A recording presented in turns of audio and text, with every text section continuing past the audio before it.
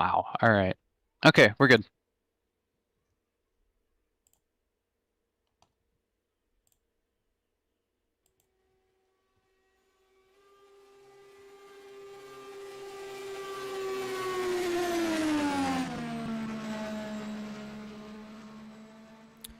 Okay, and that's strange. Are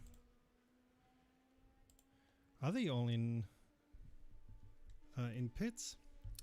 Anyway, let's start the stream as we are live as far as I can see.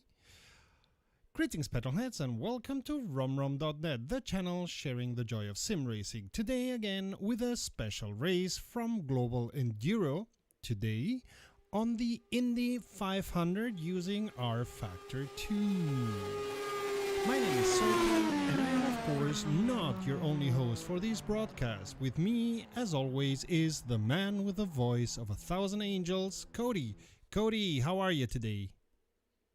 I'm doing all right, all things considering. I'm really, really excited for this race. On home turf in America at an oval, which I've got a bit of experience in. So uh, it's the Indy 500. We're going full length, and this is going to be exciting. We've got drivers from all around the world who have gathered to race with us here, and that is going to be an interesting experience that I'm looking forward to. I suppose all the racers are at the moment at the pilot briefing because all that we see are cars in the in pits, um, which is I know the qualifying. No, qualifying should have started. Yes, as far as I remember, qualifying should have started. Anyway, this is of course a wonderful image. Like you see how R Factor 2, well, it's not even in pits, it shows the garage. Because one specialty from the Indianapolis track that R Factor 2 shows is when you start in the garage. You don't start in pits like with so many other tracks. And it's the first time it was incredibly baffling for me, and I went, of course, the wrong way. I even made a video commenting on that. It's a very, very funny. Anyway, um, Cody, I suppose it's going to be a boring race because we all know, and Lewis Hamilton made it very clear, that oval racing is easy and has nothing special to it, right? Well, that couldn't be further from the truth. I think a lot of people think that because the track is, well, it's simple. It is a turn followed by a turn followed by a turn with straights connecting them all. And so, yeah, sure, it's a simple track. And if you're just driving it as a, just to drive it, sure, it's a simple track. But put 20 drivers on there, inches from each other, driving as fast as they can for position, well, that gets a lot more interesting. And that's what we're going to see here today. And that is where, that, pardon, um, oval racing is definitely a lot more than it looks like. That's for sure. Yeah, I mean, I hope everyone understood the irony of my comment because I for the trailer that I did, I tried to race a couple of times of this in this Indy 500 oval, and it's incredibly difficult to survive even a race if you're not accustomed to do that. One thing that I noticed, and I expect that you know more than me, is the immense drag that you get, and on the other hand, the immense dirty air that you get when you're driving behind somebody. Yes, yeah, absolutely. The draft. The draft is certainly what that's a buzzword. That's a word I'm going to bring up a good bit. If you're following behind somebody, you're actually not having to go 100% throttle. If you're in open air, well, that's decent, but you've got all that air hitting your car and slowing you down. If you're tucked in right behind somebody, you can go a lot faster. and you can go faster than them in front of you, and that's how, that's how you overtake on an oval. But yeah, if you're somewhat far behind somebody and there's a bit of like turbulent air, you can hit some pretty, some pretty rough air as it swashes back, uh, as it fills the hole that the car ahead punched through, and yeah, that can slow you down. And so, drafting is a double-edged sword because you want to get in, close behind them and get that speed. But if you're too far away, it does have the chance of hurting you more than helping you, for sure. And I what I don't know much about ovals. I have to admit, with regards to ovals, I am the biggest idiot there. Idiot in the sense that I don't know much. Um, but what I learned is also the pit strategy is important. How you treat your tires is important, and of course how you deal with loading up fuel is incredibly important, because of course we all know, and that is always in racing, a lot of fuel means of your car is putting more effort on the tires and all this. Can you tell us a little bit more about that? Yeah, absolutely. So, a lot of our viewers and uh, co-commentator are going to be a lot more familiar with endurance racing and GT racing and even formula racing on circuits. But all of that has strategy to it, and all of that strategy exists and is exacerbated on an oval because, well, it's not necessarily, there is, your corner entrances and exits and getting those right, and that is a lot of it. But much more of it does come down to your strategy and oh well, if we pit now on a green flag pit stop, everybody around us is doing over 200 miles an hour, and so we're going to be way behind everybody else whenever we come out of that. And so, yeah, absolutely. There's a lot of strategy that goes into this, and if you're familiar with racing, you know a lot of that strategy already. But if you're unfamiliar with oval racing, expect it to play a much bigger role than it typically would in these drivers. They really do have to think about the whole length of the race, plan for the race. It is not a sprint race to the finish. It is an endurance race, and if you pick up damage, which is really easy to do in these cars and on this track, you're going to have to pit or try to work with the damage that you have. And so there's an element of strategy there that you just have to come up with on the fly because you don't know when your car or if your car is going to get damaged and to what extent.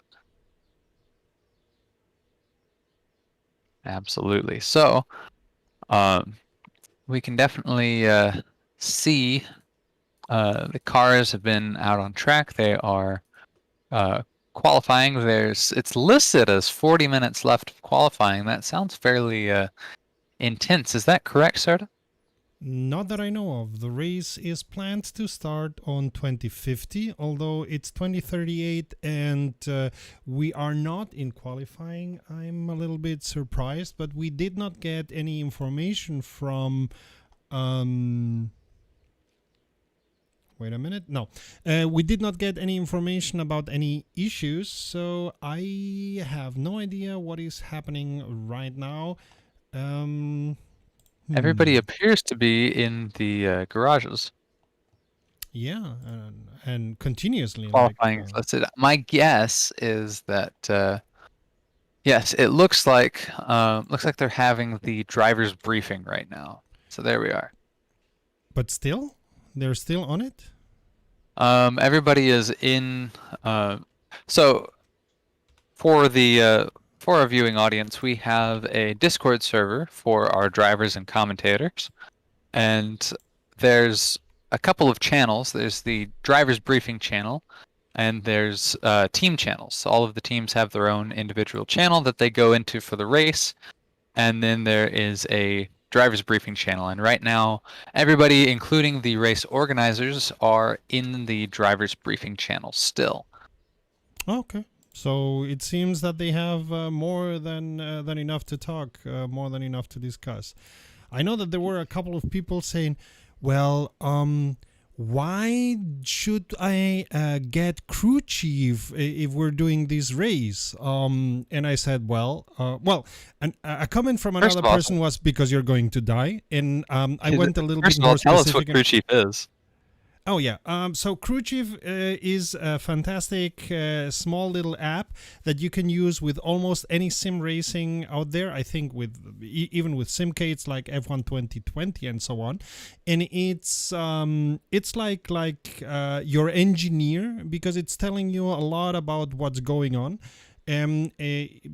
Flags, if your tires are warm or cold, and since a couple of years, it even has a spotter that is telling you if there's somebody to your right, somebody to your left, somebody in front of you, somebody behind you.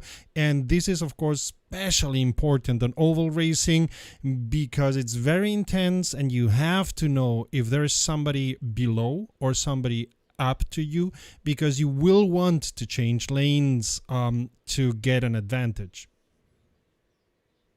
Absolutely. I think that one of the main benefits of crew chief, in addition to having a spotter, is that crew chief can also make calculations for you on how long your fuel is going to last, or if your tires are looking worn and you're going to need to come in for those. And all of that, since this is a full distance, full damage, full tire and fuel wear uh, race, it's going to be, just as important as it would be in the real life event. And so your crew chief software is not only, an excellent spotter, but they also serve the purpose of an actual crew chief, and they can make those decisions for you. Yeah, absolutely. What you're saying is absolutely correct. Like, crew chief will not be making the decisions for you, of course, but it will be Well, telling you, it's like, and even it tells you if you have damage. If you are in an incident, it's gonna tell you, well, it's nothing, continue, or it's not very good, and so on and so on. So it's got, as you were saying, a lot of different helpers that are incredibly good exactly for a situation like this. indeed. Thank you for clarifying.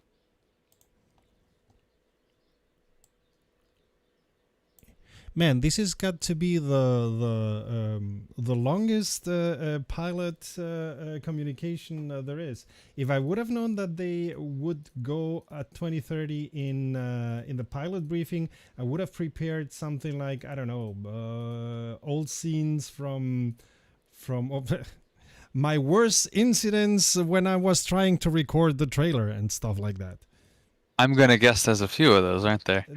Well, a couple, like, yeah, and the comments from crew chief, like, okay, let's forget about this. Let's forget about this race and stuff like that. I have it. I have it so that it doesn't use too many four-letter words because you can put it in quite an abusive mode. Crew chief, you can choose if it's nice to you or not. But I have it so that it's kinda nice to me up to a point. But yeah, it was telling me often enough, okay, let's forget about this race. And I was like, yeah, okay. So,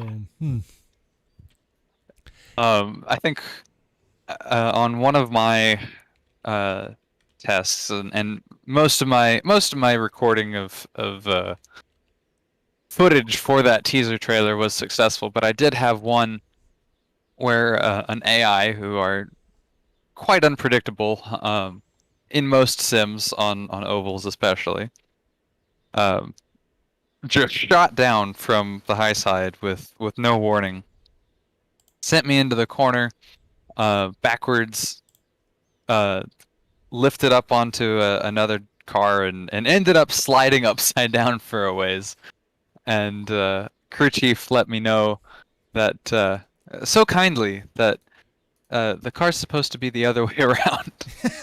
Well, thanks. Very, very helpful, my friend.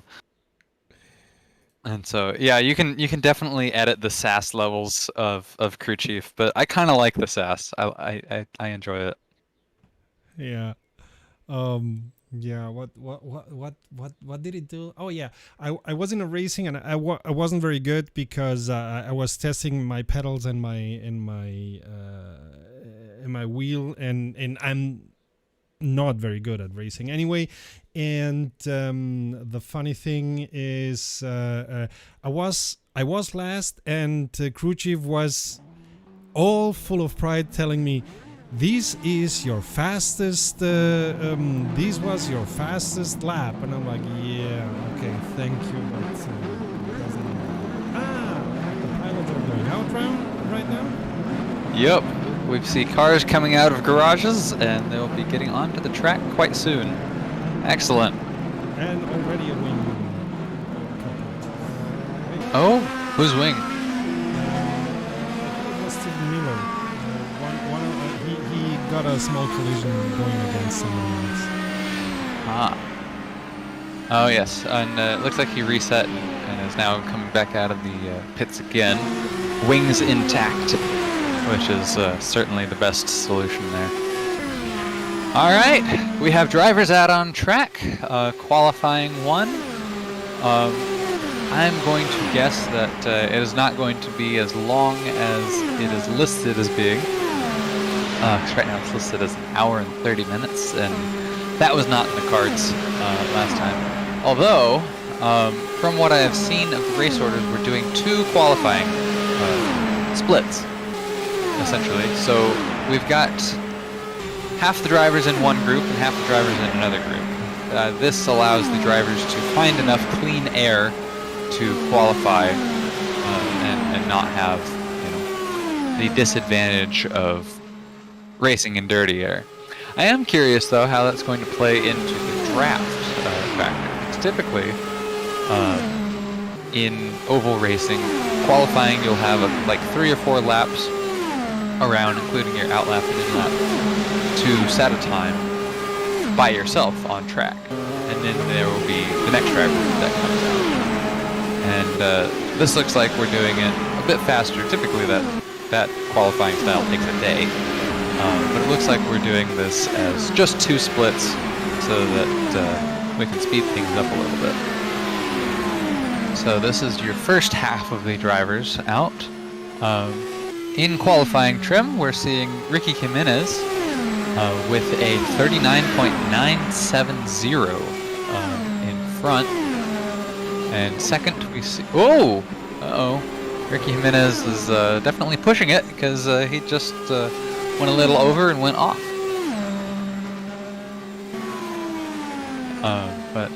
Yeah, so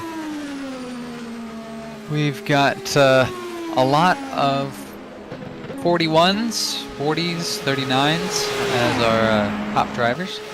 We're seeing Stephen Miller qualifying 8th so far in 46.446. So we've got a pretty big spread here overall, but the majority of our drivers are between 39.970 and 41.416. So looking like, of course, there's a lot of qualifying left, but early on it's looking like we've got a lot of drivers who are pretty close together, which bodes well for some interesting to watch pack racing.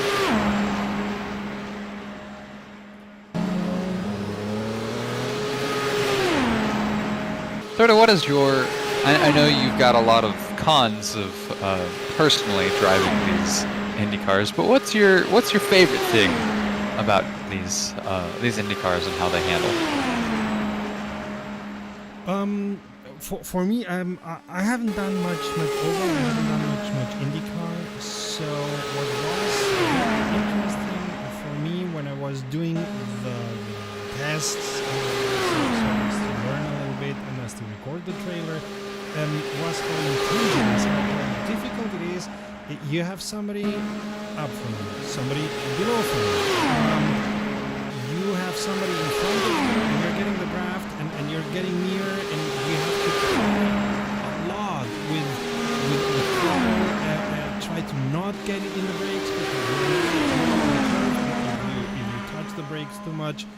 you're gone. And it was very intense, it was very difficult, and I was very happy to have the spotter from Crew telling me where everybody was, because it's inhuman how much you have to watch out what is happening all around you. Absolutely, I can attest to that. It's certainly a difficult car to drive in a pack. But one of the things that I do love about these cars is that they are consistent. You know, they're nothing if not consistent. And so, you know, you've got your tire wear and degradation, but generally each corner you know what to expect. You know where you're going to be in the gearing coming along, and they do nestle really nicely into pack racing. They're difficult because of all the cars around you, but they nestle nicely into pack racing. And you know, as we see, you know, Ricky Jimenez passing a slower car here, they're really agile, especially, you know, at speed. You've got some cars at speed that tend to you know, understeer. These cars are built to operate at 230 miles an hour consistently for hours on end, and it shows. It's really lovely, the way that they drive and handle. Yeah, they're gonna do 200 laps, correct? Yes. So Indianapolis is a 2.5-mile superspeedway, one of, I know, fewer than 10 superspeedways in the entire world, and I think it's second only in length to Talladega, if I remember correctly. But please, in the comments, feel free to correct me on that if I am wrong. For us stupid Europeans, what is the difference between a super speedway and a speedway? So it does come down to length. So you have three main classifications of oval racing. So there's short track ovals, and that's less than a mile. There is intermediate ovals, and that's most of what you see in NASCAR and IndyCar for their ovals.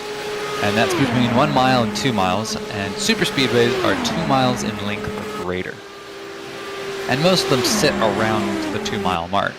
Indy is 2.5 miles, and so the Indy 500, that's 500 miles around Indianapolis. At 2.5 miles, that's 200 laps. Whoops, and somebody went in.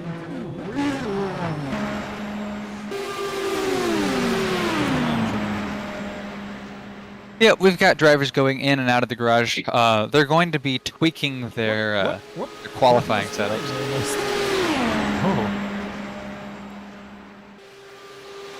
Well, there's certainly a lot of drivers flying on track. We've got two drivers, Ricky Jimenez and Stephen Miller, who are doing very nicely in qualifying so far, both with 39.722 in Ricky Jimenez's case, and for Stephen Miller, 39.928. So those are your top two so far in qualifying. All of the drivers are within 1.5 seconds of each other. So within about 1.3 seconds of each other. So that bodes well for some good pack racing. We don't have anybody who's, well, a certain Russian driver in Formula 1 at the moment. And so Mr. Mazepin? Mr. Mazepin, yes. Who is never guilty of anything. He never does anything wrong. He does everything right, and still nothing works. Poor guy. Funny how that works. But yes. So interestingly enough, Michel has exactly the same car, so to speak, and it works. Surprising. Well, in terms of same cars, we are driving today the Dallara DW14. I think it is. I'll just say a modification on the DW12, of course, which is the new unified chassis for 2012. It got an update in 2014, and that is the spec that we are racing today.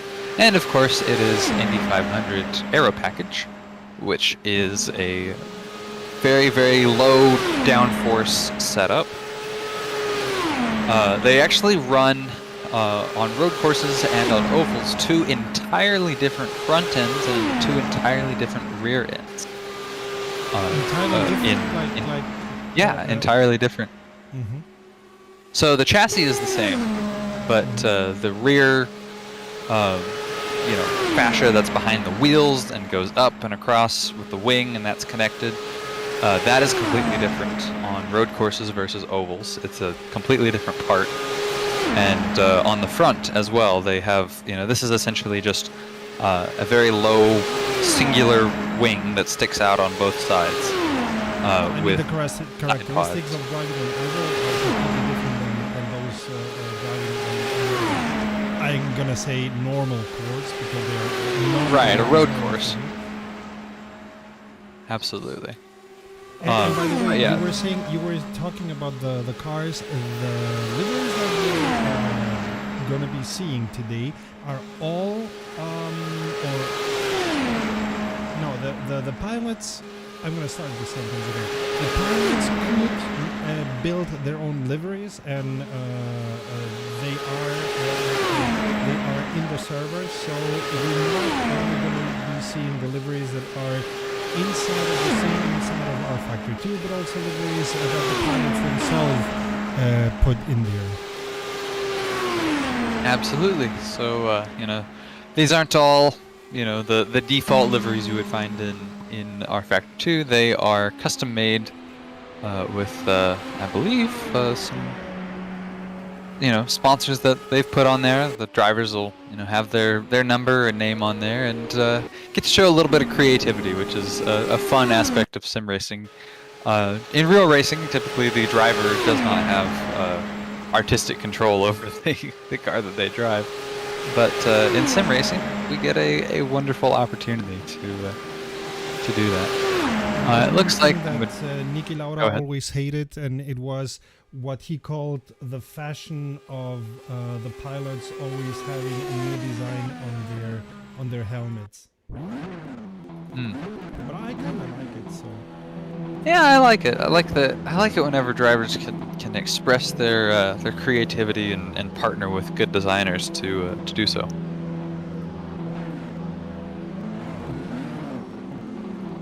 Now they're coming out again. By the way, the organizer and principal organizer of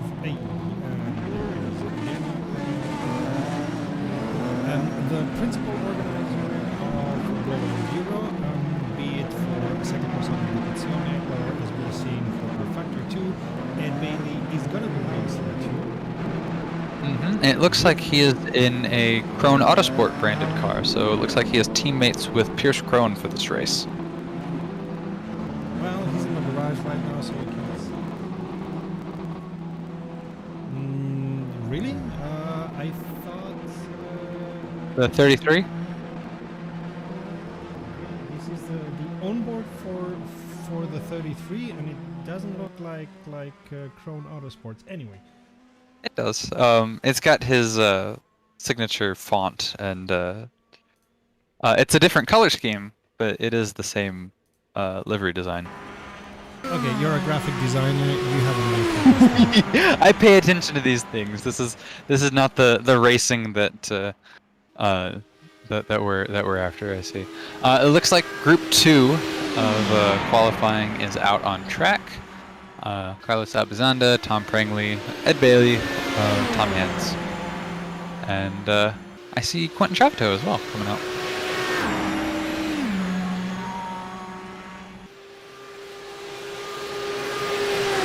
So we will go around a couple of laps. We're all on our out laps right now, but we'll go around a couple of laps and we'll see how they compare to the first split. Right now, the time to beat is a 39.722 set by Ricky Jimenez, who has dominated practice and qualifying both so far. And I say dominated, but we do have Stephen Miller close behind, and Brandon Fort was not too far behind that, but nobody has been able to overtake him for the number 1 spot thus far in practice and qualifying. But we may see that change.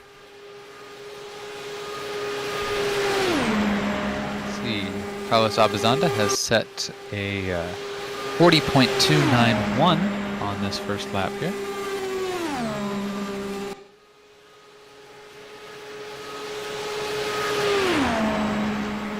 One of the tricky things about Indianapolis is, in order to win hot lapping like this and not racing in the pack, in order to maximize your speed, you want to get as close to the bottom of the corner as you can, and then on exit you want to be as close to the wall as you can.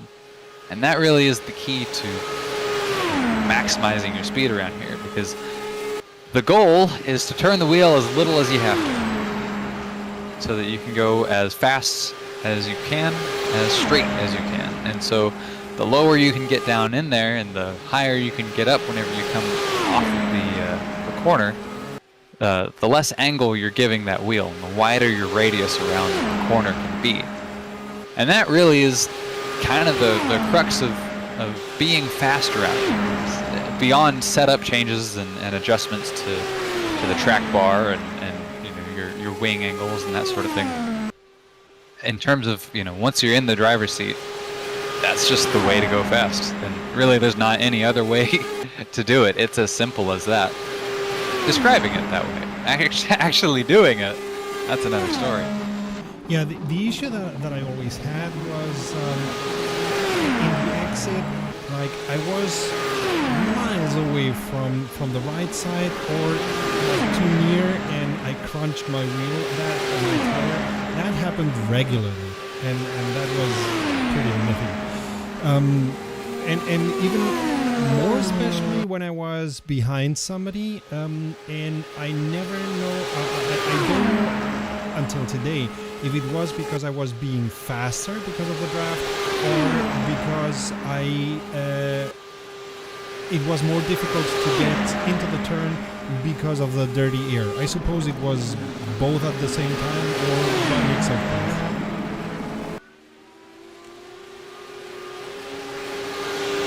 So yeah, dirty air definitely plays less of a factor in IndyCar than it does in NASCAR. These cars are a lot more streamlined, and the air cuts through them a lot more. NASCAR really is, and I might offend a little bit here, but compared to IndyCar, it's really flying bricks. you've got some 200-mile-an-hour just blocks of sheet metal and fuel. Racing in a pack, and so dirty air plays a much bigger role there than it does in R Factor 2 Indy cars, for sure. Carlos Abizanda, we've been talking about a little bit. He actually set a 39.969, putting him in third for qualifying. And big hit, big hit. That hurt. That must have hurt. Oof. Right as we're talking about. But he did set that lap before he came out of the pits previously, and so I just wanted to mention it before we got too far away from the time. But yes, your top three right now: Ricky Jimenez from the first split, and Stephen Miller from the first split. Carlos Abizanda from this second split. And it looks like Midget 90K as well is our next fastest qualifier from this session, with a 40.267, putting him in P7 so far, which knocks down Juan Del Castillo from Rossaman just put in his best lap at a 40.289. So Juan Del Castillo and everyone from the first group below him have gone from qualifying in 6th to 9th. Ouch. The interesting thing, though, is that there's going to be a lot of race to run. So qualifying and getting at the head of the pack is important, especially in the early race, but it's nothing compared to maintaining a pace and staying out of those incidents, which I'm predicting we'll see more than a few of. Indy is famous for those. Because if you mess up on a slow corner at the Nürburgring, right, you're into the wall. Your day's over. Or you've got to limp it back to the pits, and you've got a lot of damage to fix. If you mess up here at 230 miles an hour, well, there's a wall and a whole lot of cars around you that you can crash into at very high speeds. And that's not fun. You don't want to do that. And it can very, very quickly end your day. Which we don't want to see too much of, but I certainly expect that we will see a greater than zero amount of cars meet that fate.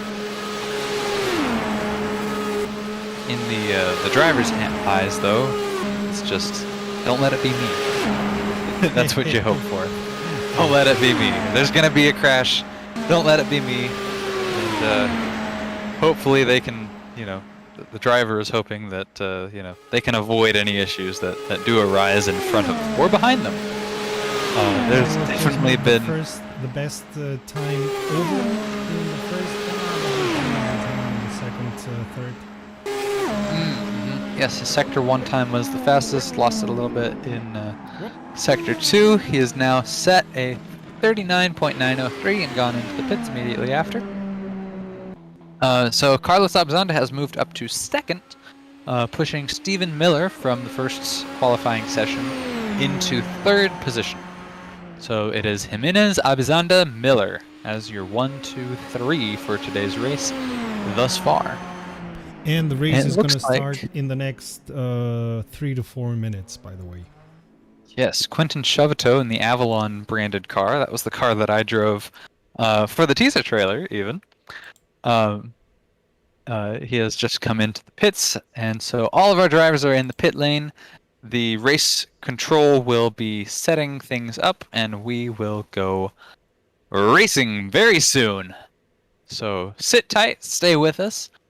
And the green flag is about to drop, and we'll have some exciting pack racing at Indianapolis.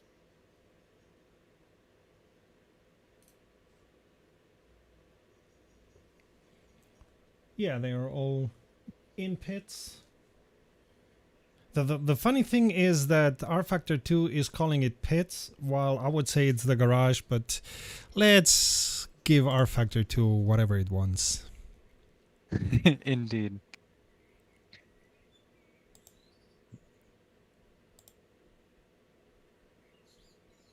One of the people that I was kind of expecting as a favorite to win would be Pierce Crone, actually. Pierce Crone races in another series called HHRL, Happy Hour Racing League, and they follow the NASCAR calendar like to a T.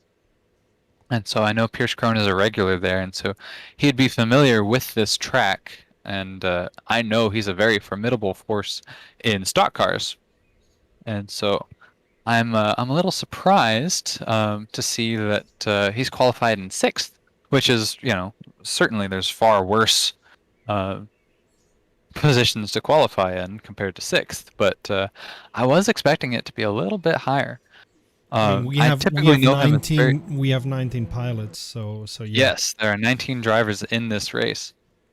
So far, we had one drop out. I believe he had a real race to go to today, so yes, we wish him luck. If I remember correctly, even in Interlagos, but I would have to look it up. So yes. Oh, excellent. I mean, he's of course not at the level of the Jimmer, but yes, it was a real life racer. Yes, sim racing in real life. We gotta love it. But it's the dream, yeah, isn't it? I mean, each and every one of us would prefer to have enough money to go racing in real life than do sim racing. But sim racing is good enough, and I suppose I would be in more than one a Code Brown moment if I would do real life racing. I've never driven in a wheel-to-wheel race, but I have driven some open-wheel trainer cars, and they've been quite fun. I mean, I was in my youth. I was semi-professional in karting, and that was a lot of fun. As I always say, karting is like the most basic of driving. Every input that you do, it's directly there. Speaking of driving, we have our cars going out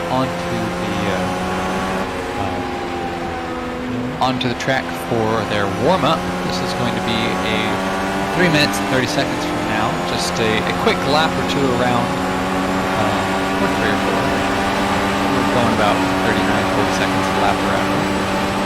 So just going to be a few laps around. Stretch your legs on your race setup. So we've got our qualifying setups, which are going to be a lot faster. And we've got our race setups, which are going to, the cars are going to last through the race as opposed to, like super soft tires or, really loose suspension setups that are fast, but maybe a little difficult to drive for the full 200 laps around. And so, got a bit of a warm-up real quick. We'll get a better look at our race pace, what that might look like here. Once we get around, right now Ricky Jimenez is out in front of everybody else. His Sector 2 time is looking pretty good. Sector 1 time looking good. And there we go. Yeah, 40.262, first lap out. So looking really sharp for a first flying lap. And yeah, so it looks like our race pace is actually going to be pretty similar to our qualifying pace, about 0.4 seconds off. It's looking like, which is to be expected. Just fine-tuning the end of the setups there, and it's gonna be a good race. I've got butterflies, for these drivers. It's gonna be quite intense. Also because, of course, these are not professional drivers. We have people who are driving in ovals for the first time. We have more than enough drivers that are driving in Enduro for the first time. So it's gonna be interesting for also to see how the rookies, how those who have never done ovals are gonna fare. Indeed. I'm looking at our entry list, and it looks like sort of you were right. I'm not seeing. I'm actually seeing Ed Bailey as with the as close as we get to a works team as the Global Enduro team, and Pierce Krohn is the only driver represented by Krohn Autosport. And there we have it. And there we have it. Gottfried Racing is represented by Tom Hand and David Marshall. There's some teammates there, so we'll have to see how they do if they work together to move forward. We do have a couple, actually several people who are brand new to Global Enduro, and so we would like to welcome them. Brandon, I'm going to mispronounce this name, Brandon Vortwis, I think. Maximilian Reichel. And let's see, Stephen Miller is new. And Mateus Machado are all on the entry list and have never raced with Global Enduro before. So we welcome you all. It is good to have you with us. And Stephen Miller's probably having a lot of fun because he is in second place right now. Qualified second place right now. And yeah, it's exciting.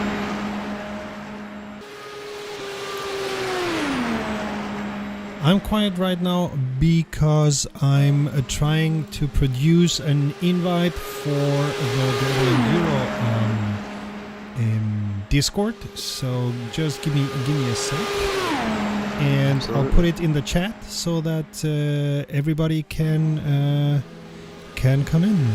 But I want to make it so that it never expires and it has no limit. Absolutely. Global Enduro is free. We are open to all.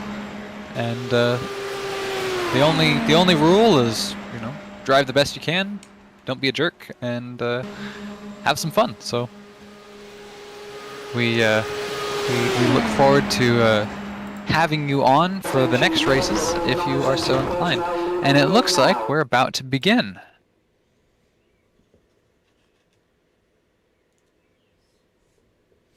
Lap 1 from 200. Absolutely, we're going to be watching that count up from there shortly, quite shortly.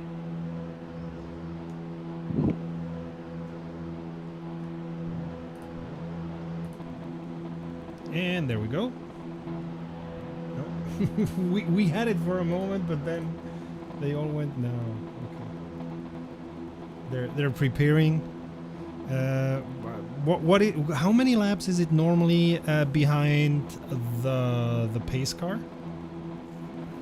1 or 2 typically. So yes, this will be a rolling start.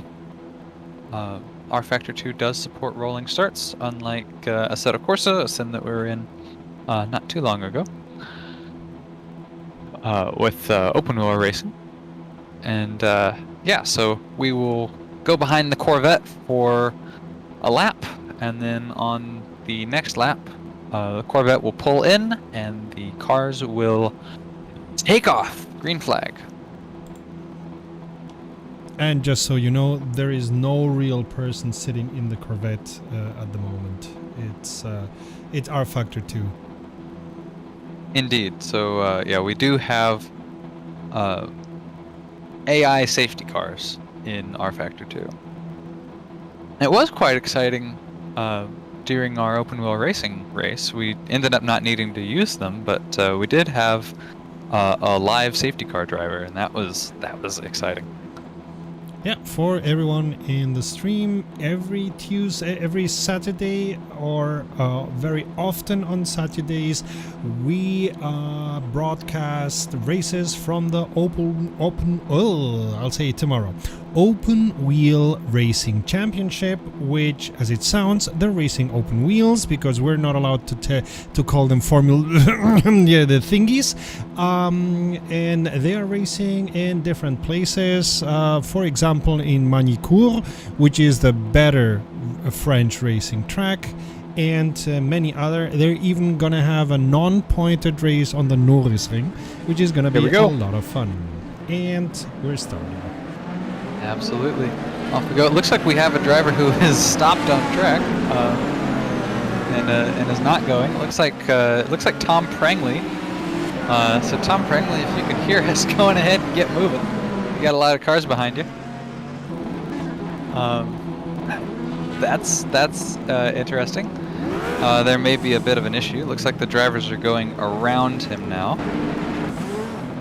But yeah, Tom Prangley, you're going to need to get going because it's Rossaman who is.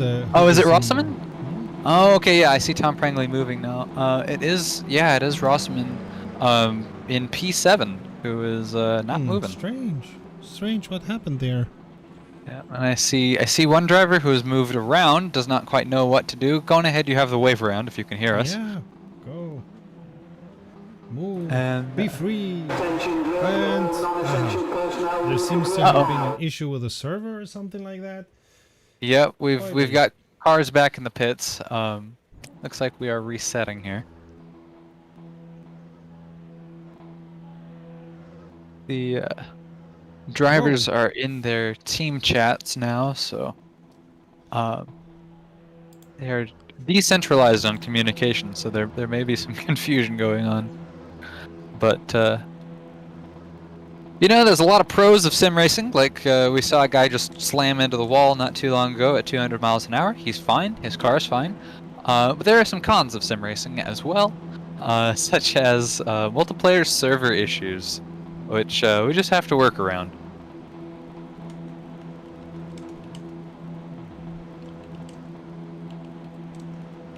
But we'll have, let's see, our top 3 are still in the pits. They'll be out on track shortly, as well as Otavio Barros. Or they're not going to be the top 3. as easy as Well, that. I mean, yes, they do. They will need to come out of the pits whenever they're allowed. But I'm not seeing much chatter in the drivers' chat. So looks like at least there's no questions. But Stephen Miller is on track now. Carlos Abzanda and Ricky Jimenez, your P1 and P2, not respectively, but switched. They are still in the pits, and we're still waiting on them. But I have faith they will be out shortly.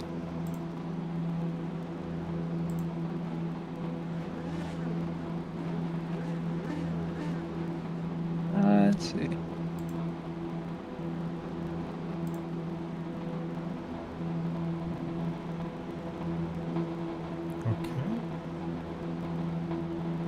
So Oh, we're we sitting have still tight. 3 people in pits. Indeed. Audience, you guys know about as much as we do on what's going on right now. Ricky Jimenez is out on track now. Marco and Ed Bailey, they're listed as in. Okay, that now they're on. All right, all drivers are on the grid now, and here we are. We're moving again. So hopefully things get going. I see Rossman is rolling. Yes, everybody so far is rolling.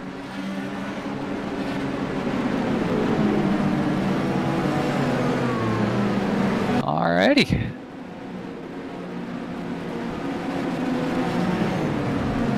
Ricky Jimenez has the inside line for the start. In oval racing, since we are 2x2, the driver gets to choose after a yellow flag, after a full course yellow. The driver gets to choose which lane they want to start in. The driver in first. So that's why I make that distinction. Because Ricky Jimenez is starting on the inside. I think in R Factor 2 you just start on the start by default on the inside if you're in first. So you're telling us that Factor 2 is not as advanced as real life. Oh, I mean... the fact that it gives you that, not judging. option. I'm not being judgmental. Just finding out if you're stating a fact. I see. Yep. All right. So we've gone off from the start. We will go one more time around. The pace car will pit in, and we will get going again. An interesting regional difference is in America on ovals they call it the pace car. It sets the pace, and in Europe and Asia it's the safety car because it's there for safety. Because normally in Europe you don't have that. The car comes out when there's an incident and the cars need to go slower than normal. So that's the difference. I mean, well, that happens here as well. Yeah, sure, but yeah, it's normally in the rolling starts that you have in Europe, they are without a pace car. Yes, that is true. But if there is an incident, yellow flag comes out. You know, full course yellow comes out. Pace car and the safety car have the same role. And here we go.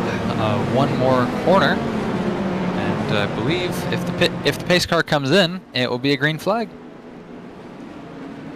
And we will be racing at the Indianapolis 500 from Global Enduro. Yes, pace car is in. And very shortly. They're near the line. Green flag, go, go, go! Here we go, green. Let's get racing at the Brickyard, boys. Excellent. Ricky Jimenez has an early lead here. Carlos Abazanda, Stephen Miller, all close behind.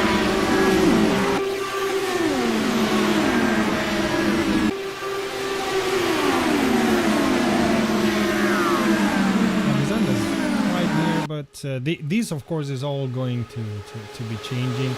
And one thing that I remember from watching ovals, be it NASCAR, be it IndyCar, is that even if you start first, this is not in a short place. It's something that may change very, very fast because of all the draft and dirty air and all that stuff. Absolutely, this is very true. Yeah, you're not going to win the race in the first few laps, but you can certainly lose the race in the first few laps, that's for sure. Which everyone racing Monza in an open server knows. Yeah, that's true. Ricky Jimenez is running away with the lead so far. Yeah, absolutely. 2 seconds already to the second that is on. Wow. Absolutely. We are seeing a bit of a pack forming behind him, though.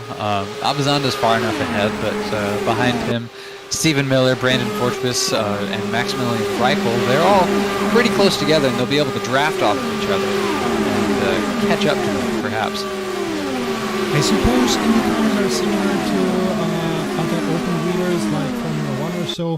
If you're behind 2 cars, you have a better draft than if you're behind 1? Yes. Yes, certainly. And we see it in IndyCar, and we see it in stock car racing as well.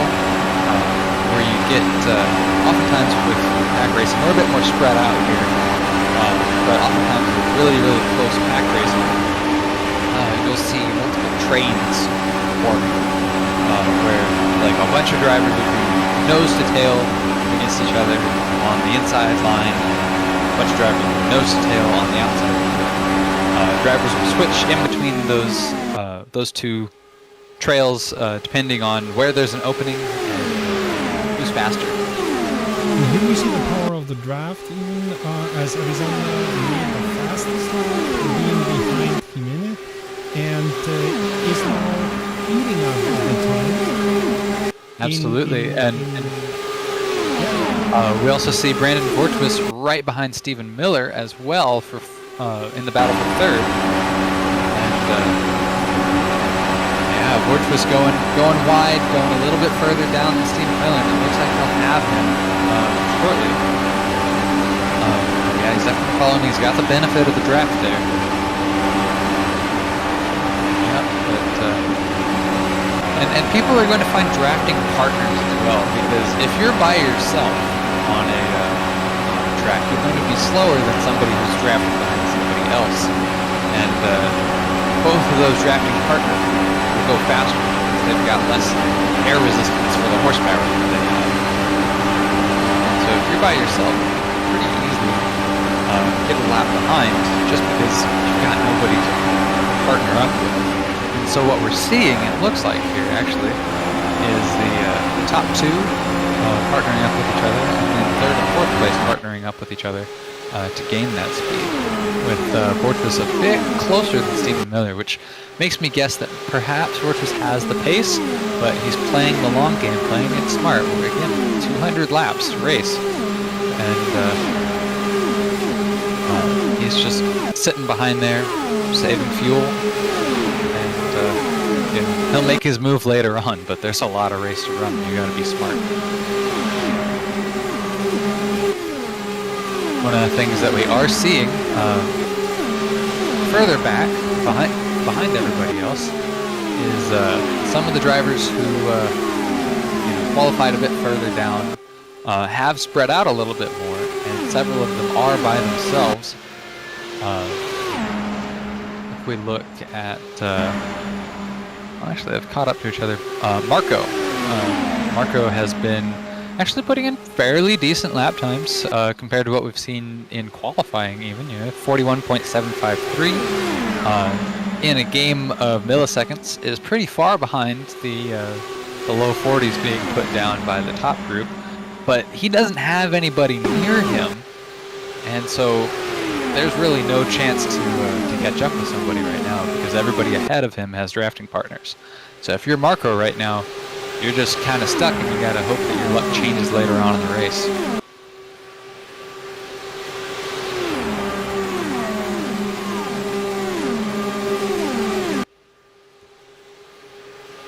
I do love the sounds of these cars.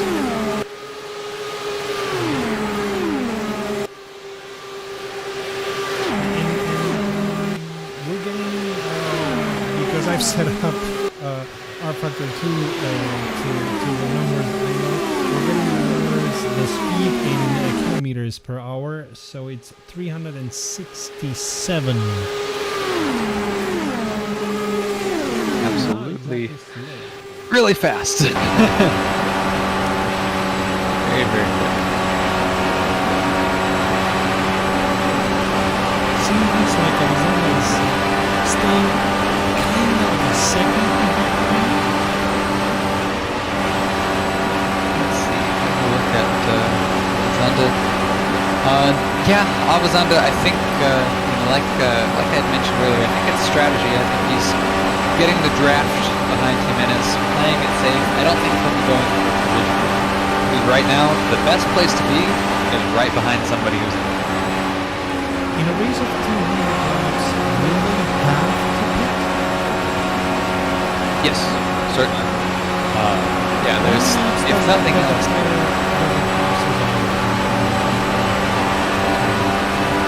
Yeah, tires will last. I would assume that they're on hard tires, hards or mediums for most of this race.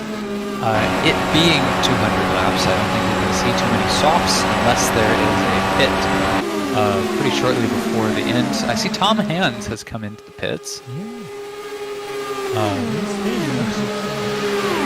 Indeed, I think perhaps he may have picked up some damage off the wall. That's very possible. Oh, he's lacking a rear wing. I'm looking at the trackside cam. I see he's lost his rear wing, which definitely something that you don't want to lose here, because you're running low downforce, but low downforce is very different from no downforce. So yeah, that's some bad luck for Tom Hands, because that's going to take some time to fix and to be on reflect. And his car is now looking like it's smoking. So he might have been trying to get going again and may have had an overheating issue.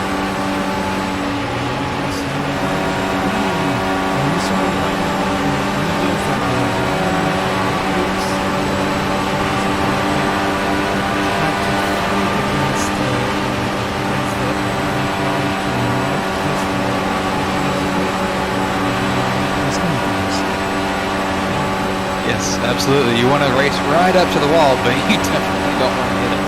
Because that's the other thing about these Indy racing. With NASCAR, you scrape the wall and then you slow it.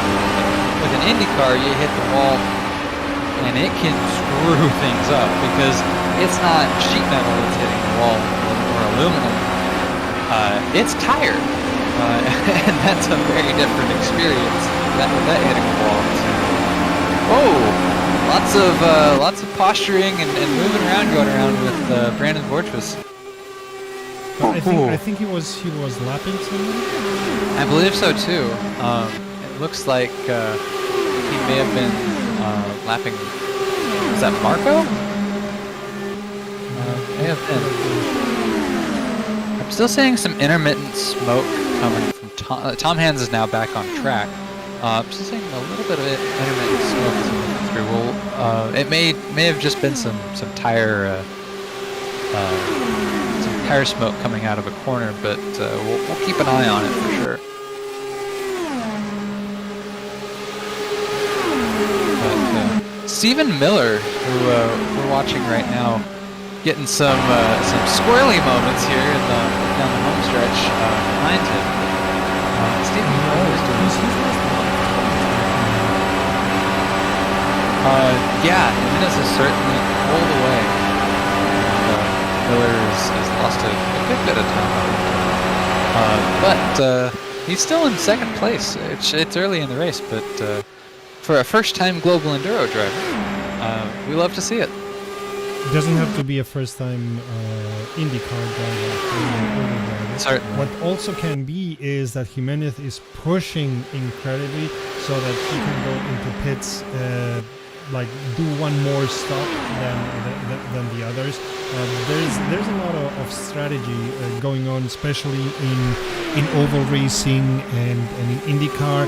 So one of the things that you do is be much faster than the others, so that the time that you lose in pits is the time that you win, because you have less fuel, you have softer tires, etc., etc. Indeed. Carlos Abizanda was certainly doing something right a little bit earlier, because he had set the fastest lap of the race. But these last laps, actually the lap before last, we're just going around again, but the lap before last, he was a good second below Stephen Miller and Jimenez on that lap. So I'm curious as to what may have happened there.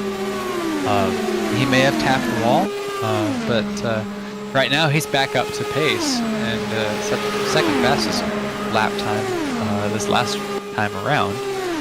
And so I'm a little curious what may have happened there on the lap prior. Another driver who's interesting to watch is Ed Bailey. Ed Bailey we have known from our previous global races throughout multiple disciplines as not the best qualifier, but a pretty good driver in the race. And he's been setting times similar and actually better than, in some cases, than the drivers in P1, P2, and P3. So he has moved up from close to last to solidly mid-pack. He's in 11th at the moment. He's in a bit of a tricky spot because, as I said, it's really, really crucial to have somebody to draft with, and right now he's all alone on the racetrack. Oh, we see Brandon Vortwis is coming into the pits.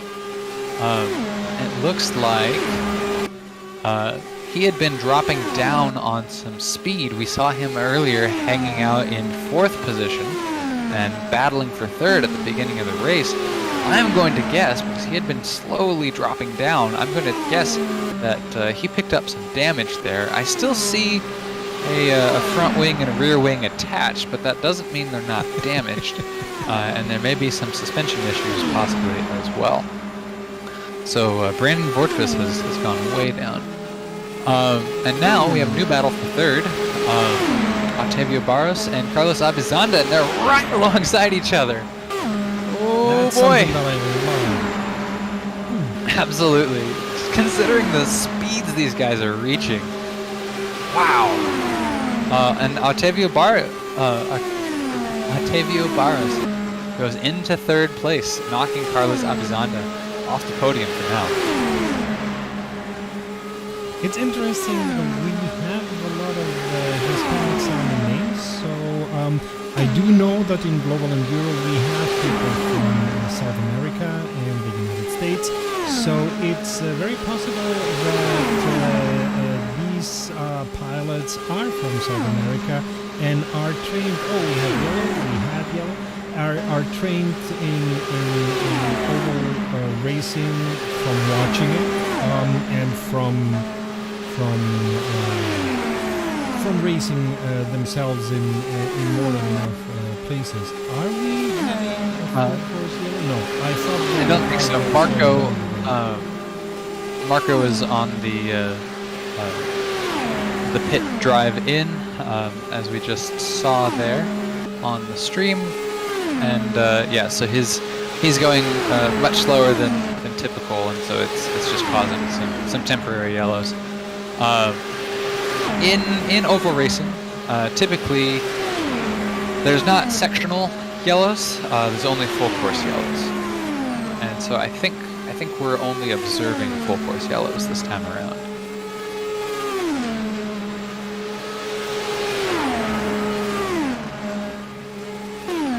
Ricky Jimenez continues on in 1st place, pretty far away from anybody else. Stephen Miller, though, approaching. He's certainly on the approach, but slowly and with a long ways to go. Octavio Barros, we saw push Carlos Abizanda off the podium. just a couple laps ago. But Pierce Crone is getting closer and closer and closer. He qualified in 6th. There were some drivers ahead who dropped back, Orcus, notably. But yeah, Pierce Crone is trucking, moving along. Always one with a good pace on over long distances, and that's one of the keys to his success, I would say. Stephen Miller, actually, his last lap was his fastest. This lap, which he just went on, slightly slower, but his lap before was his fastest. And so it looks like he may be catching up with Ricky Jimenez shortly, because he's putting in just slightly faster lap times. But we're on lap 24 of 200 laps, so there's a lot of race to run. A tenth of the total is only what we have. Then I suppose those who pitted now were having some issues because that's a little bit too soon to pit. But you have more experience than I. How often do they pit in such a race? Like once or twice, right? Typically, from my recollection, it's about 3 or 4 times. Okay. That's my prediction for this. And to be honest, we may even see up to 5, especially if we see any caution flags come out. Yeah, exactly. On yellow, of course, everyone tries to get into pits. Everyone hopes that the pits are not closed and all that. And that's of course the moment that we use to get into pits in any kind of racing. But we've seen it over and over again. Absolutely. The early pits that we've seen from likes of Tom Hands, Brandon Borchwis, who is competing for position right now with David Marshall. Actually, no, he's lapping another car. Goodness, why are we fighting for position there then? Brandon Borchwis is, Tom Hands, those who have pitted early, that's going to be for damage, and we're not very likely to see fuel or tire changes on those pit stops just yet.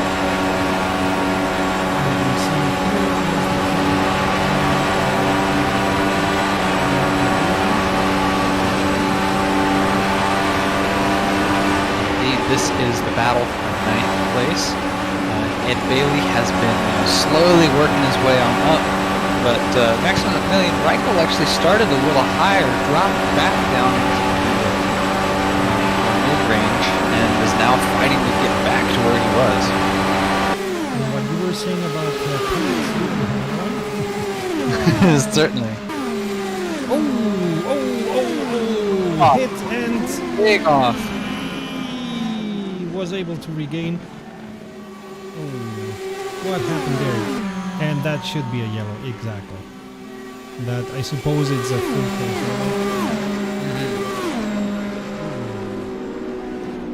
What a pity. They were having a good pack racing, but somehow they got into.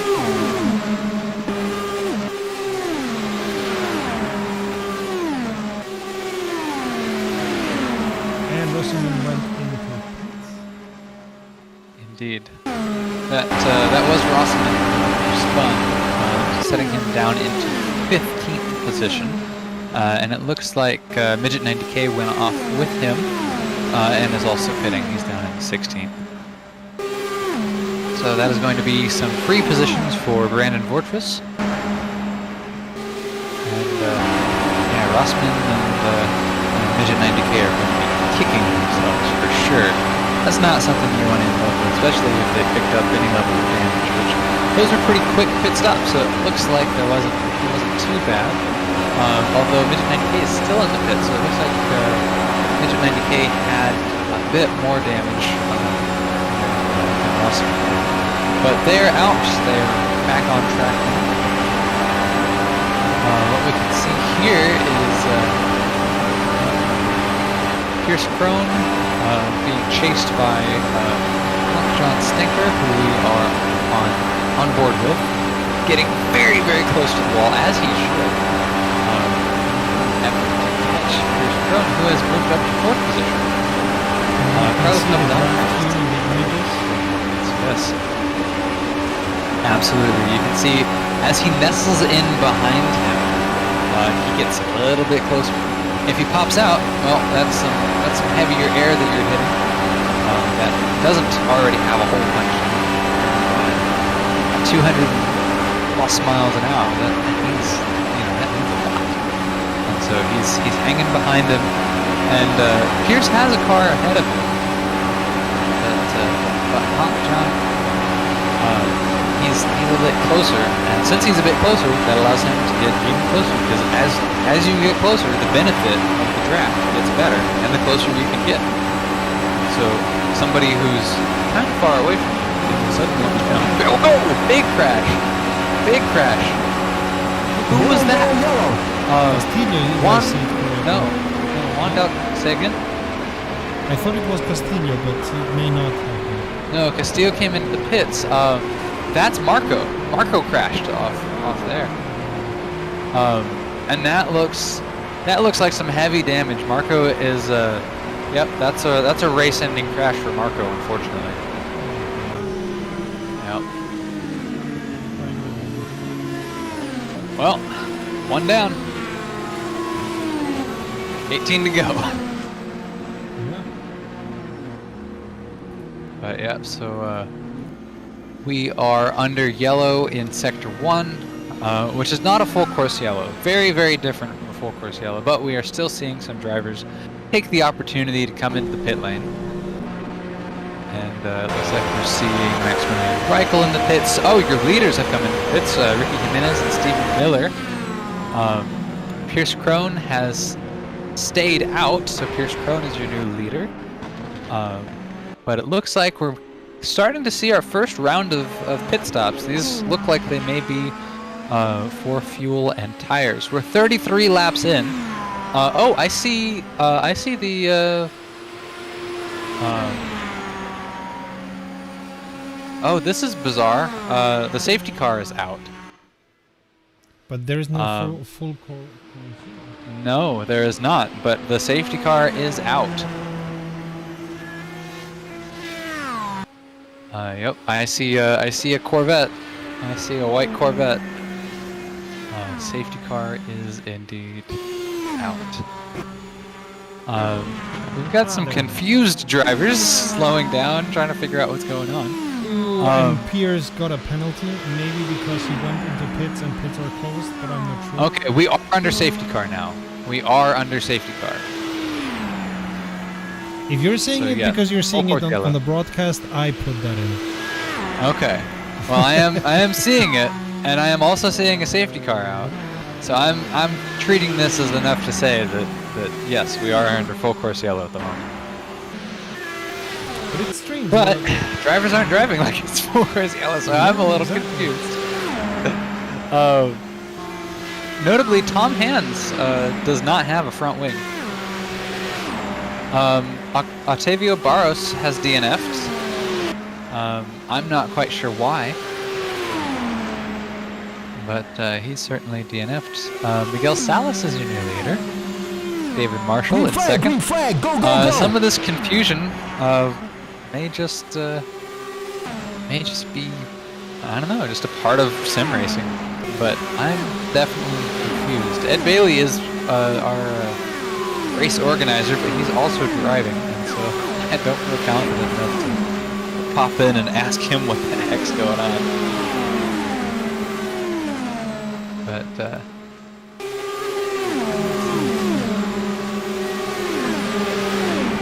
But I'm actually going to poke around, and I'm going to see if there's any answers. So I'm going to pop out for just a second. I'll be right back.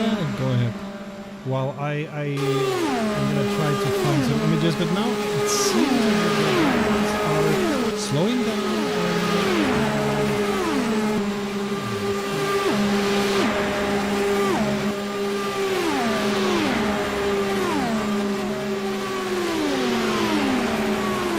No, it doesn't look as if they're slowing down. It looks as if they're racing. So a little bit confused. Cody's gonna find out what is going on.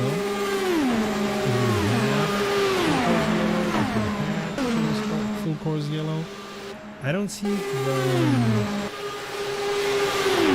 pace car. So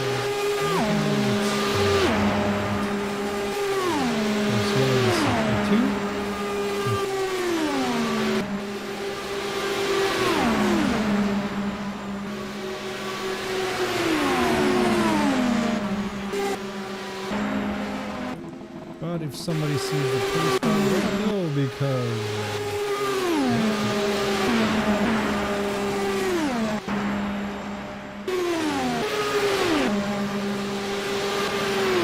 Yellow, yellow, yellow. To be seen. Very strange. And the speeds that the drivers are having, 350.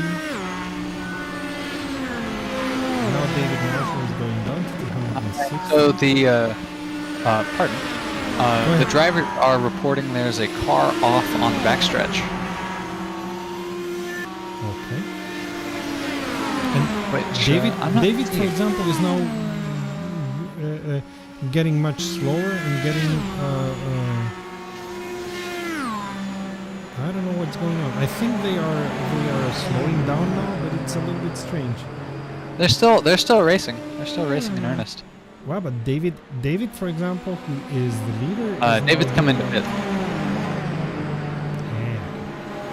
Yeah. Yeah, Ricky Jimenez is about to be your new leader. True, but even he is doing only 200 kilometers, so I think they are slowing down.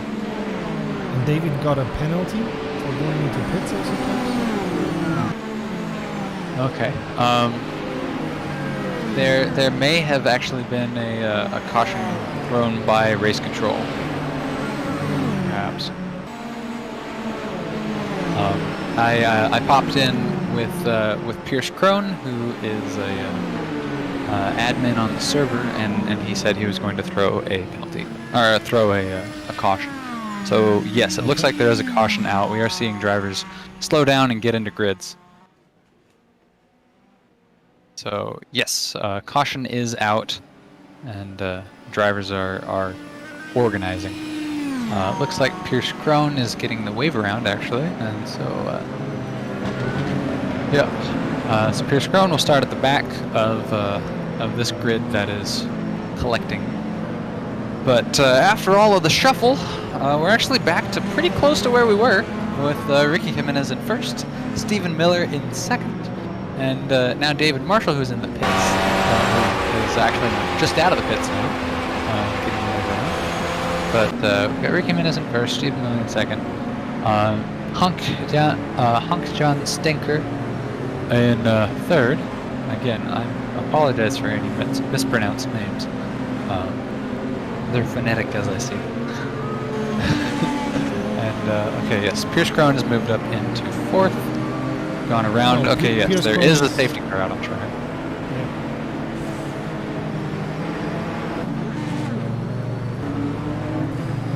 But it seems that the pilots are also insecure about to do.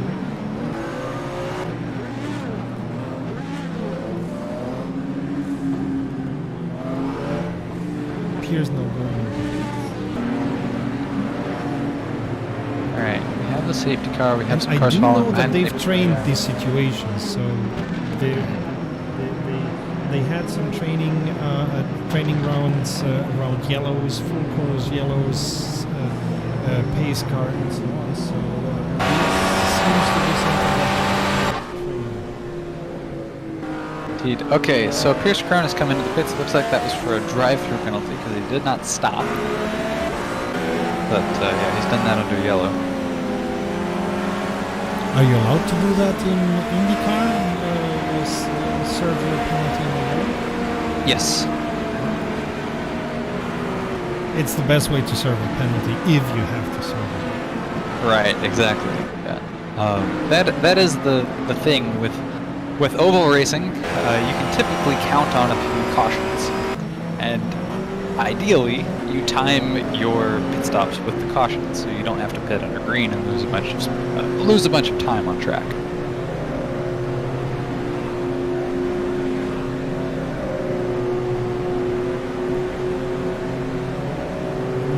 situation is a little bit difficult as Rosomin is directly behind the pace car, but he has one lap to the leader, so he cannot be the leader.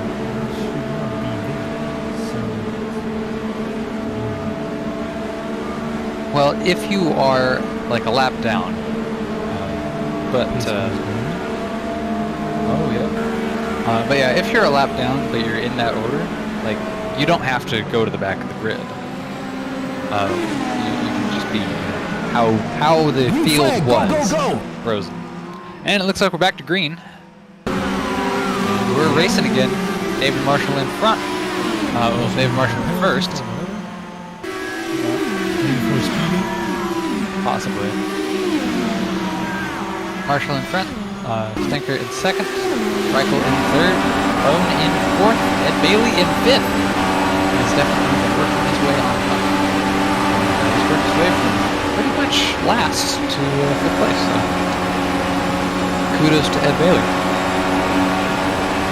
But yeah, welcome to the pack. Lots of really, really close racing as we see here on board with Maximilian.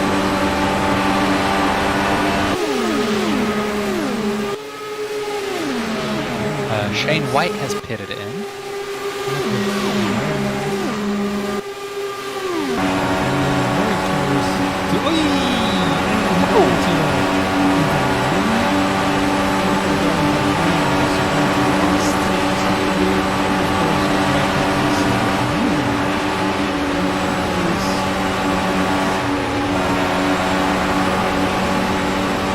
That was some. Whoa! Oh no! We've got a big crash. Yeah. Big. We've got a car coming into the pit who lost it. Oh my goodness! Oh no! This is the big one. Yeah. This is the big one. There's a tire flying around. Oh, holy cow! Reichel is involved. Ed Bailey is involved. Ricky Jimenez is involved. Oh, bother. Steneker is involved. Krone is involved with heavy damage. Oh my yes. goodness. Stephen Miller is involved. He's lost his rear wing. He's out on track, but he has no rear wing. And David Marshall involved. Most of your leaders. Oh my And goodness. this is coming out again. Yeah, pace cars coming right back out. There's a saying in stock car racing, and that's caution begets cautions. Yeah. And it definitely is proven true here today. But yeah, that was a big crash. Reichel is a DNF, unfortunately. He's not coming back. He just had 1 second place, and by no fault of his own, as far as I can see from the images, he got DNF'd. Oh, bother. Absolutely, yeah, that was a massive crash. Yeah, that's the nature of Indy. Absolutely. Did we see who that was who went back up? I'm gonna take a look, see if I can see who it was. But yeah, caution begets caution is very typical. You see it, you don't see it that much in GT3 or single racing, but you see that very often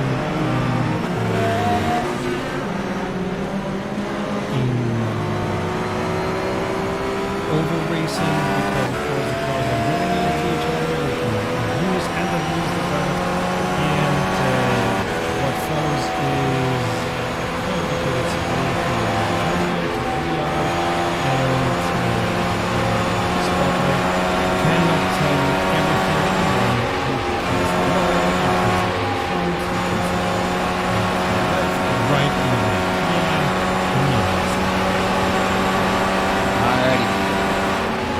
Well, I'm back. Hi. Hopped in.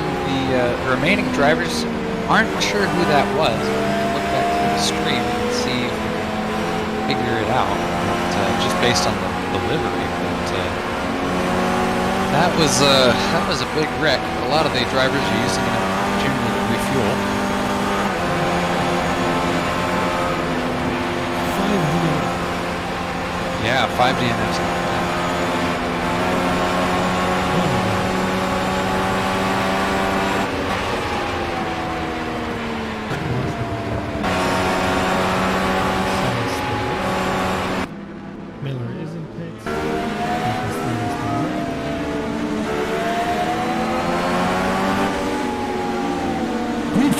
flag, go, go, go!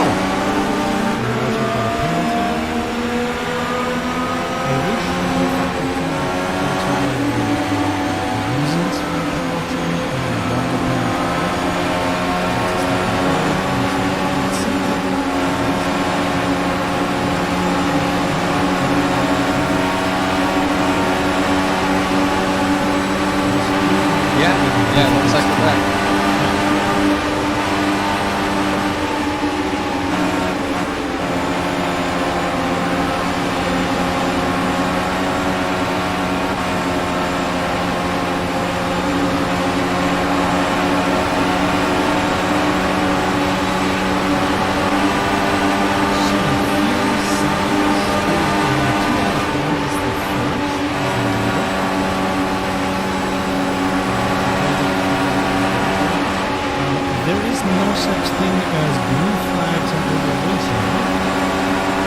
There are blue flags on the races. So if you're in front of a leader, Yes. Is it in the WEC, for example, you don't have to make way, but you don't have to fight. You clearly should not be fighting, but the other has to overtake you in a normal way. F1, for example, if you ignore the direction of the flag, you have to make way for the other. So how is it in IndyCar? Do you have to make way, or do you just not have to fight? I'm unsure. IndyCar actually operates under their own rules separate from the FIA or even NASCAR. So I'm actually unfamiliar. I'll get back to that.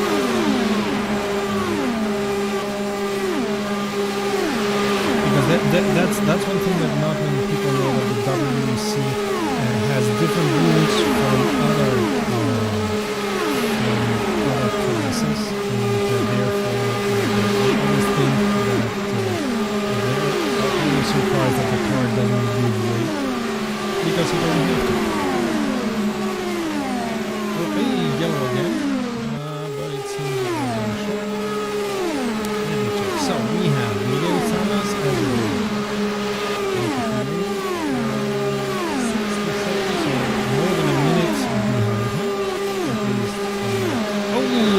crash. Oh, big crash. Absolutely. Yeah, that's in the exact same spot too, coming off of turn 4. There we go. It was Krone. Oh, Krone again, the victim of a big wreck. Any idea of what might have caused that? Yellow. From what I saw in the images, he just went into the wall. He was not able to control the car and went into the wall.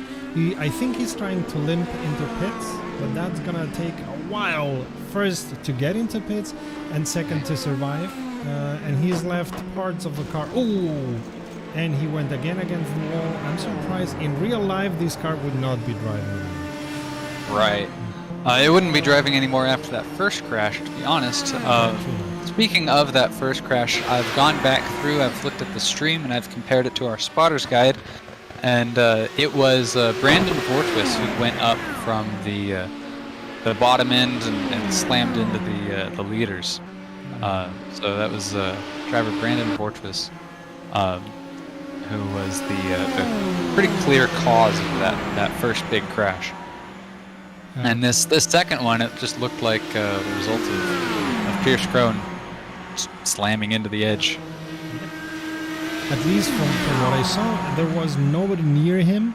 He just went into the wall, which is something that I've done so many times with IndyCar. Absolutely, yeah, it's certainly understandable. After those crashes, Pierce Krone has DNF'd. Yeah. So he is unfortunately, very unfortunate, out of this race. He's So not we are had the down best to of luck 9 with global enduro races lately. We're down to 9 drivers. Yeah, I mean, Pierce Krone has been having a lot of bad luck. Absolutely. But actually, we've got 10 drivers, it looks like, on track. Tom Hans is in the pits. He's coming out. Octavio Barros has been in the pits. I'm going to guess that he's remaining off. Shane White is actually listed as a disqualification. We'll have to ask him after the race what led to that. Or did you catch anything? No. It may have been that he didn't serve a penalty, as our Factor 2 is sending penalties left and right and up and down. I see.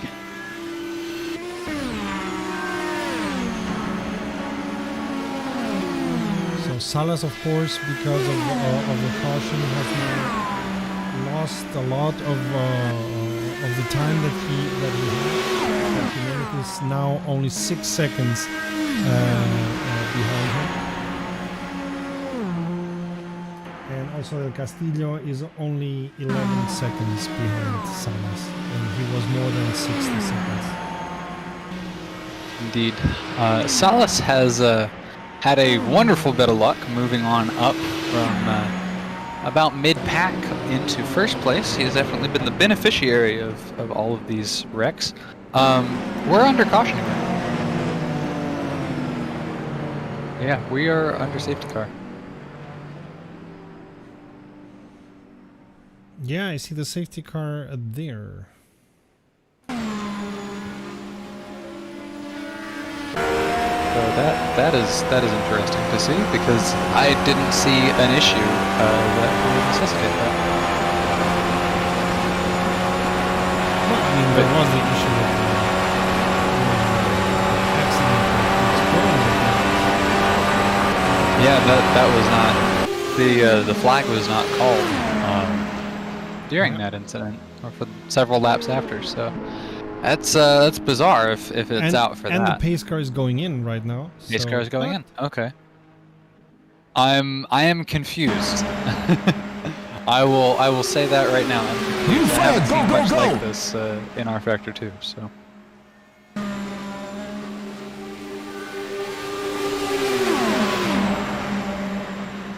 Let's see. Salas is down into third position. Juan Del Castillo has moved up into second.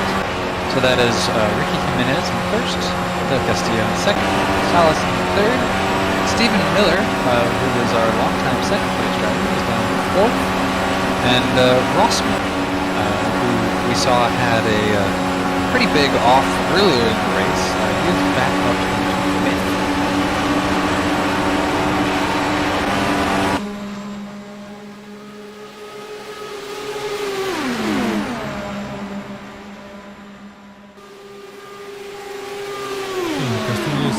Seconds, 13 seconds away from Jimenez.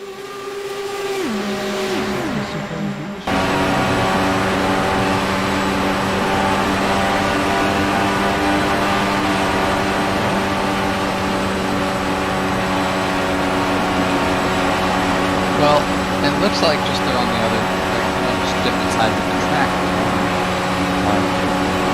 There's a lap around here. It's about 40 seconds.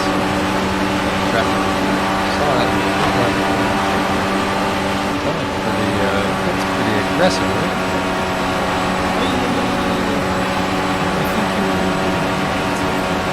Oh, yep, it's Chabateau. Chabateau is and had a brush with the wall, I think on his in-lap. Yeah, I think he was intending to go into the pits. And yeah, he's picked up some rear-end damage for sure. Oh, yes, Fortress involved again in a wreck with a car not on the same lap, but goodness, who was that? He's lost the front. Shane White. Shane White is stopped on the track. That is going to be a caution with heavy front end and rear end damage as well. Minor rear end damage, but heavy front end damage. But yeah, Chabateau has made it to the pits.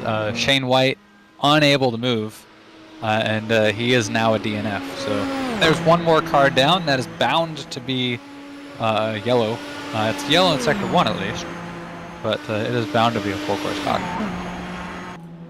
Del Castillo into pits. Brandon Vortvis is on fire and off. So and he's out of yeah, race. Brandon Vortvis has DNF'd now. So we're 58 laps in. I was about to ask the chat to bet who's gonna win.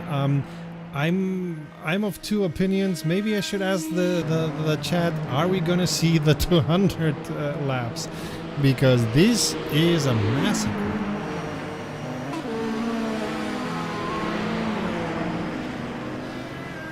To be honest, this is nothing outside of what I was expecting for the race. I did say we were going to see some crashes, and thus far, we've seen some crashes.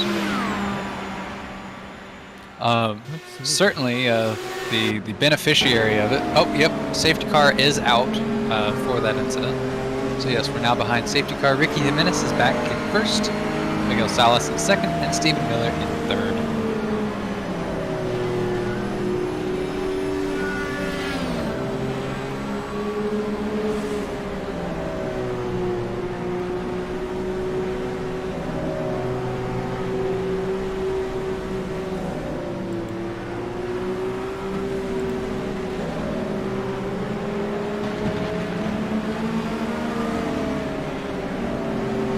David Marshall is in the pits, and his car is smoking, visibly, and it looks like, at least from my perspective, it looks like he may be missing a front wing.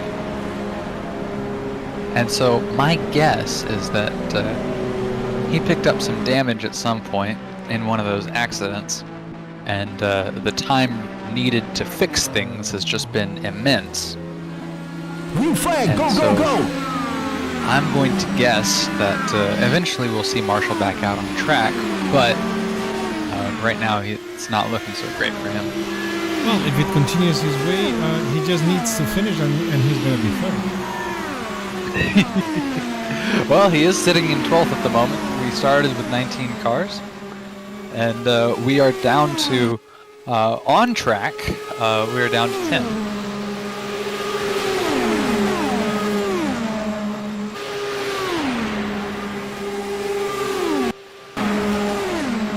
Hunk Jans has come into pit. I'm going to guess this is for fuel and tires. And he is back going again.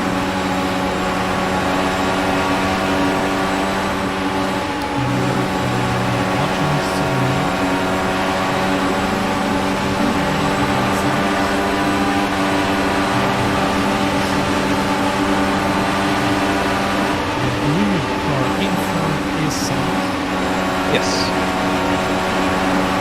And then, yeah, we're on board with Miller. We're watching Salas. Jimenez is now third, but he is on his own for sure, ahead of this group. So he's actually about to lose his lap. He's about to not be on. Miller's car got a Indeed, you have to wonder if that was just a little bit of overdriving the car, or if he's picked up a tad bit of damage throughout.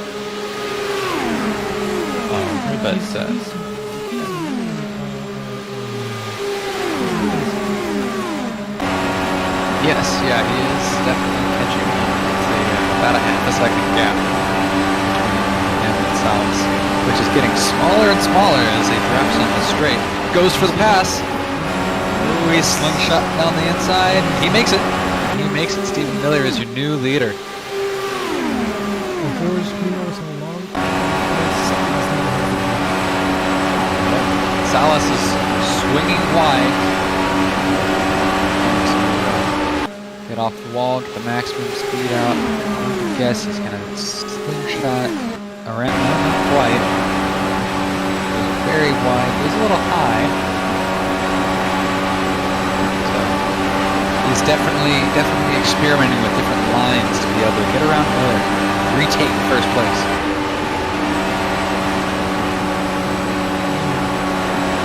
It's supposed to be easier to over because the track characteristics are similar to the ones that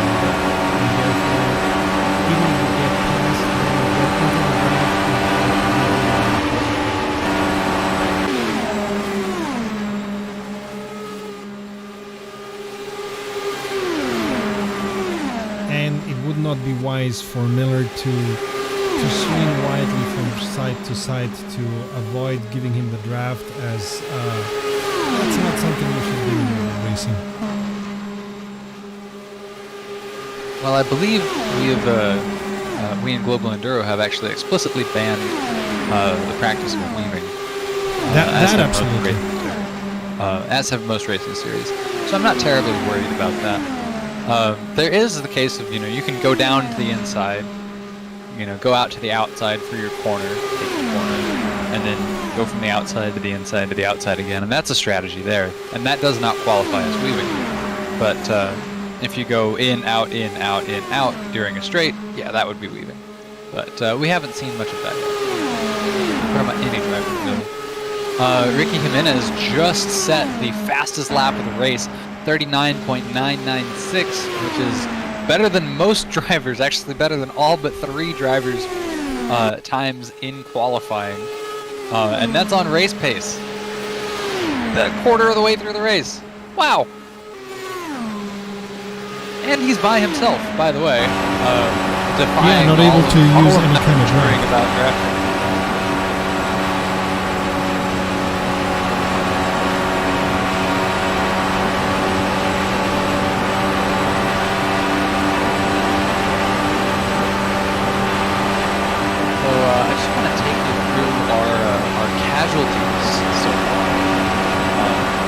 First casualty, we had Marco off, just on his own. He crashed.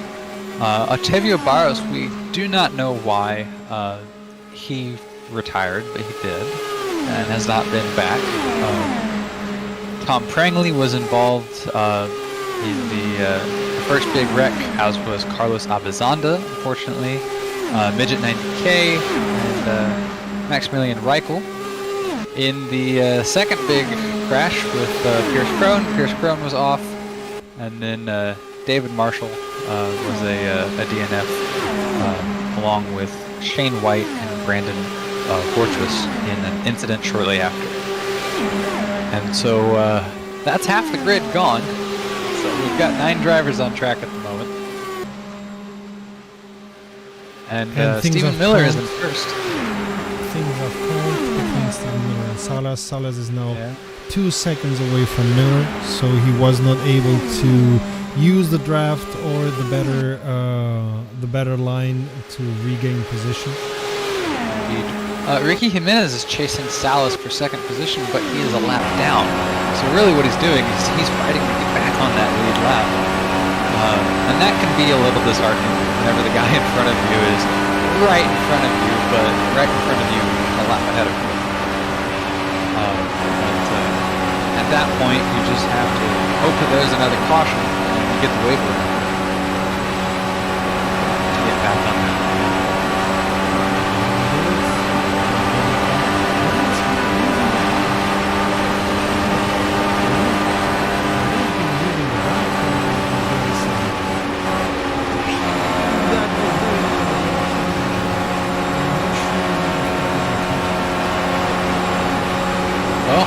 Getting really near the wall and not touching it. I was looking at him not touching it. That's the name of the game. That's why he's been setting the fastest laps of the race. But yeah, Ricky Jimenez has been pretty dominant throughout, and he's really just lost his lap due to the cautions and incidents that we had, and some of the strangeness with the pits. By the way, we have an information from the race admins. They tried to clear many of the penalties as they were not correct, but the system did not allow them to do so. They apologized to the drivers and to the people watching on the screen for that. They will look into it and find a way to get it Do we have any inclination of which drivers were involved in that?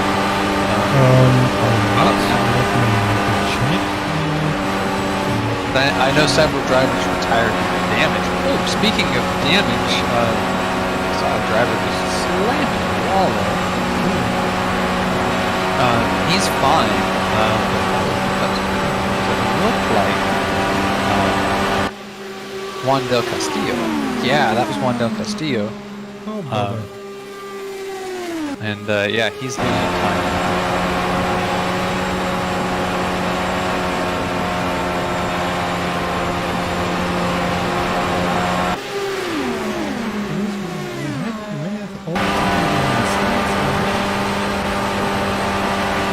Jimenez is still behind Salas. Yeah, A bit okay. further behind. We have Steve Miller. You're a little closer to the mic.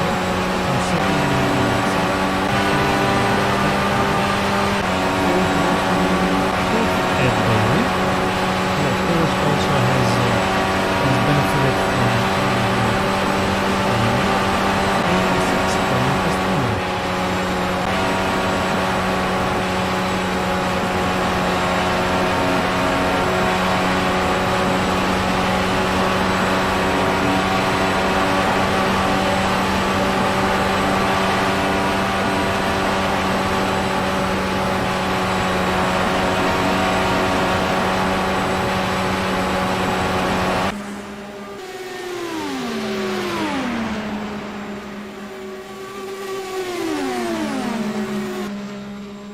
So of course with less pilots on track, less cars on track, things are calming down.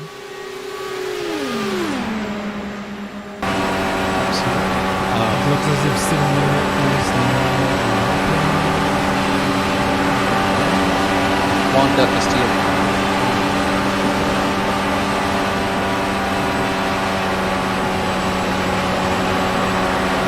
And as I look at Juan del Castillo's car, no, it's not quite.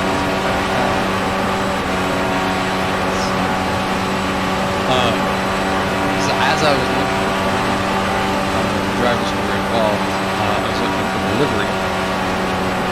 There are some drivers who are teammates with other drivers, so I was trying to make sure that I see. But I'm pretty sure the cause of the first race, or the first incident was Brandon Roach's.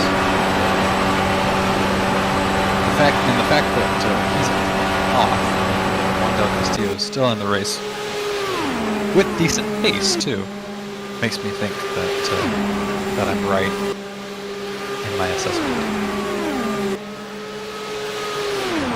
Pardon.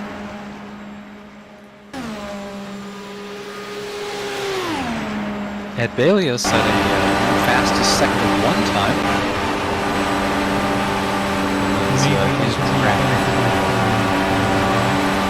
Yes,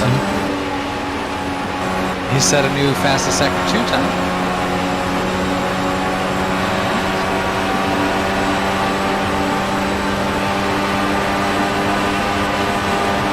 Not the fastest second 3 time, but a very, very fast lap. both watching to see, but Yep. Yeah, Ed Bailey has been consistent throughout. He's definitely been consistent. He's not the best qualifier as we mentioned, but he's very, very consistent in a race. And so we love to see it. And top five Ed Bailey. Oh, we have Miguel Salas coming into pit. I'm going to guess that is for tires and fuel. Yes, Miguel Salas in the number 26 Red Bull car is now coming in, and he will be changing out tires and fuel and then getting back out there. That is going to mean a lot, actually, for Ricky Jimenez, that Salas has pitted under green, because he gets his lap back by comparison for second. Oh, wait a minute. No, that was for position. That was for position. He wasn't fighting to get his lap back. He was on the lead lap. I misinterpreted the graph. Hi. And Salas now has a penalty. I don't know why. Maybe speeding in the pit. Oh, quite possibly speeding in the pit lane. I think the pits are open, so that would leave speeding in the pit. Which, if I recall, recall correctly, I think these cars by default. Oh, he has stopped on the track. It's just rolled to a start. Rolled to a stop. Salas Okay. has. So. Is he not allowed to? Oh, I think he got a stop and go penalty, and that's not how you serve a stop and go penalty. Nope. That's Absolutely definitely not. Yeah. So Salas, if you can hear us, the way you serve a stop and go penalty is you come into the pit lane, stop in your pit box, and then go. Yeah. There's no stopping and going on the circuit. You gotta go into pits. Yep. Well, that's going to be a very, very unfortunate mistake for him because he is now dropped down into 5th. Juan Del Castillo is about to come around and pass him as well. And yeah, if he doesn't get going again, he's starting to roll. But yeah, that's not so great. Let me pop out.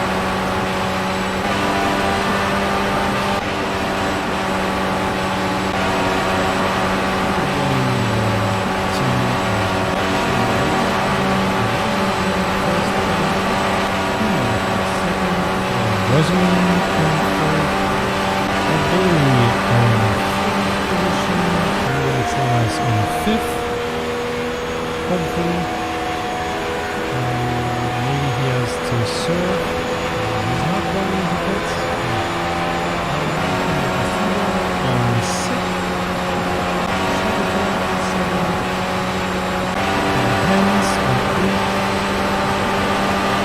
Alrighty.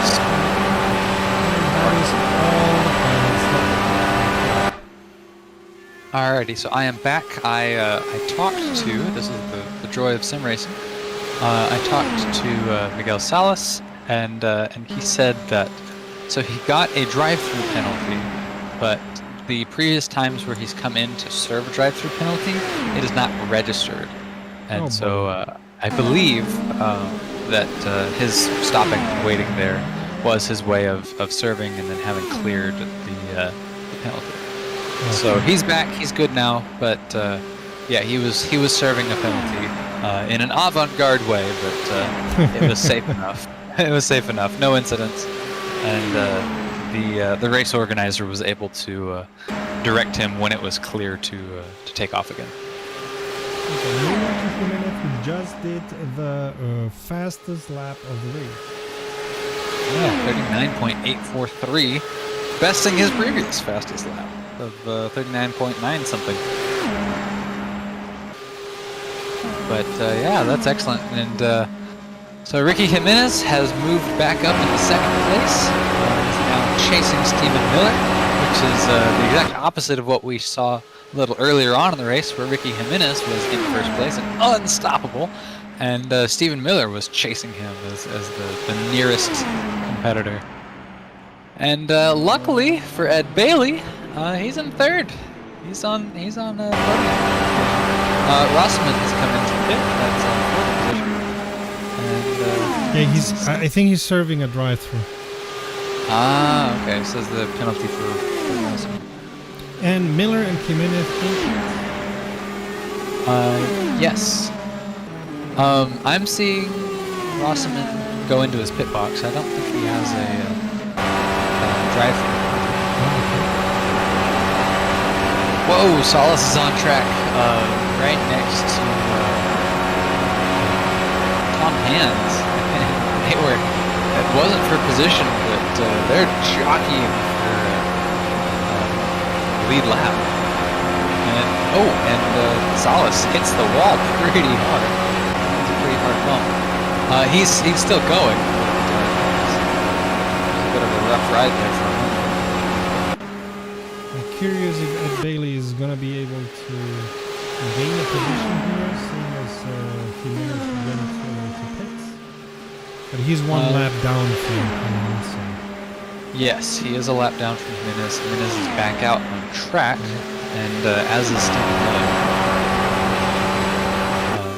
Stephen Miller never came in, but he's still out, just as Jimenez is. Ed Bailey actually is right behind Stephen Miller, so Ed Bailey may be close to getting back on the lead lap if he can catch Miller. Which he's going to do. do if he has a chance at something.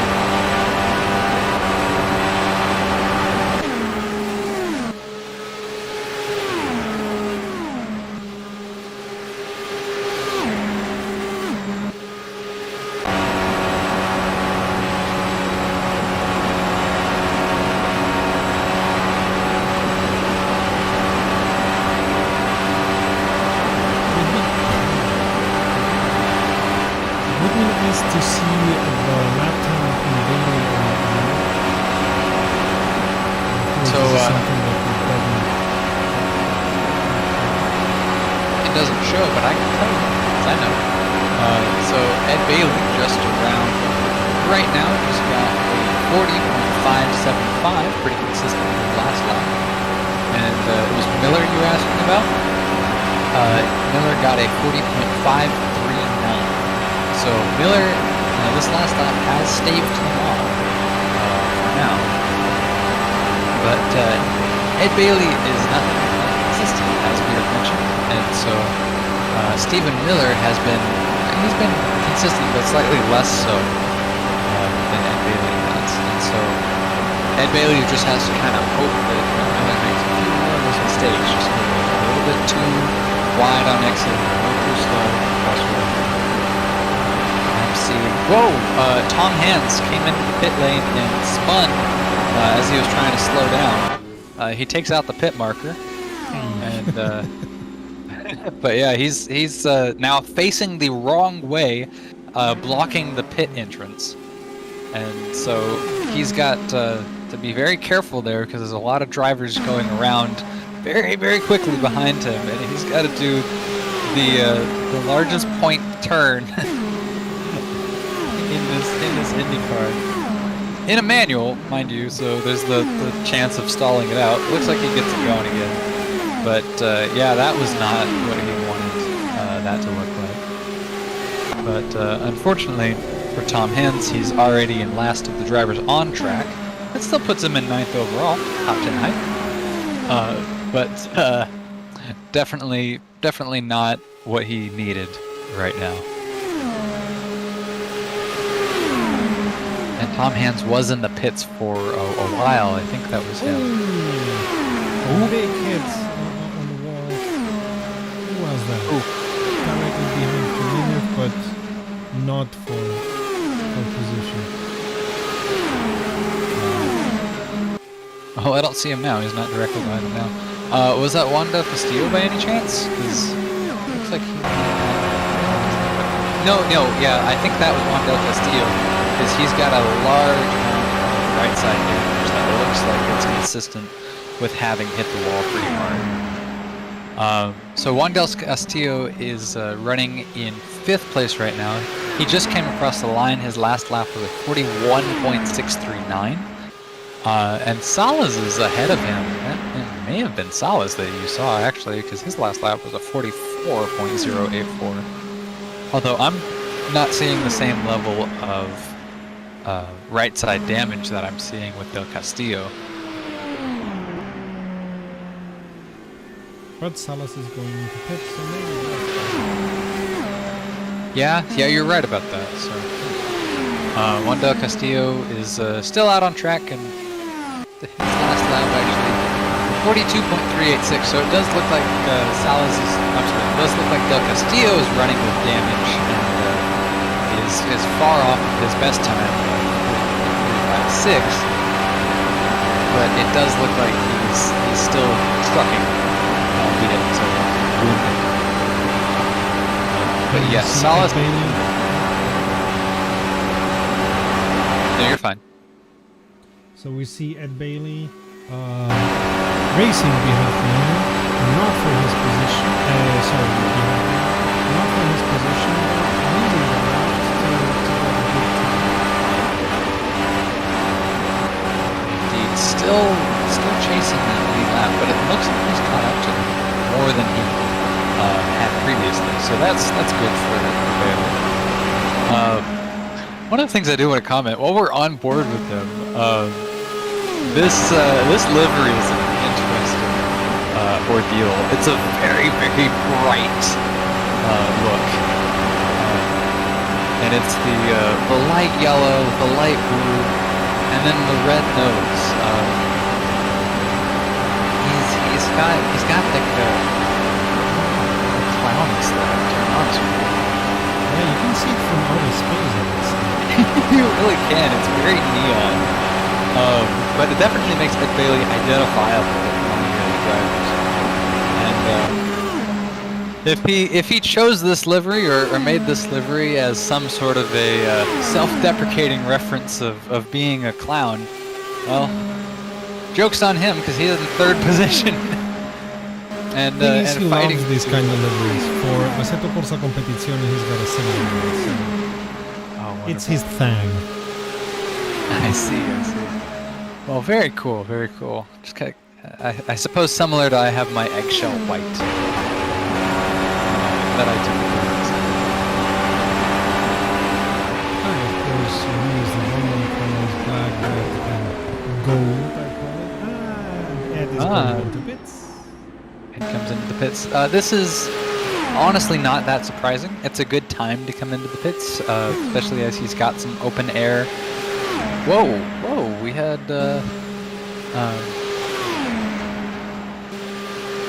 Quentin Chavito coming into the pits, and then deciding against it, and then deciding to come into the pits. Although that did there's not no give a penalty? No, it did not. There's no commitment cone here. There's just a commitment wall, and he narrowly avoided it. I do see some damage on Chavito's car, so maybe some commitment repairing. wall, either you kiss it or you don't? Can we take a look at Chavito? Because Chavito has stopped, but not in his pit box. Has Chavito run out of fuel? Nope. He's just missed his pit box, and he's backing up into the pit box, which race control may have something to say about that. To be honest with you. DNF. DNF. Either DNF or disqualified. One of the two. Oh nope, disqualified. Yeah, he has been disqualified for that. You're not allowed to go backwards. That much. Yeah, a reverse gear is not meant for that in racing, so that's unfortunate, but them's the rules.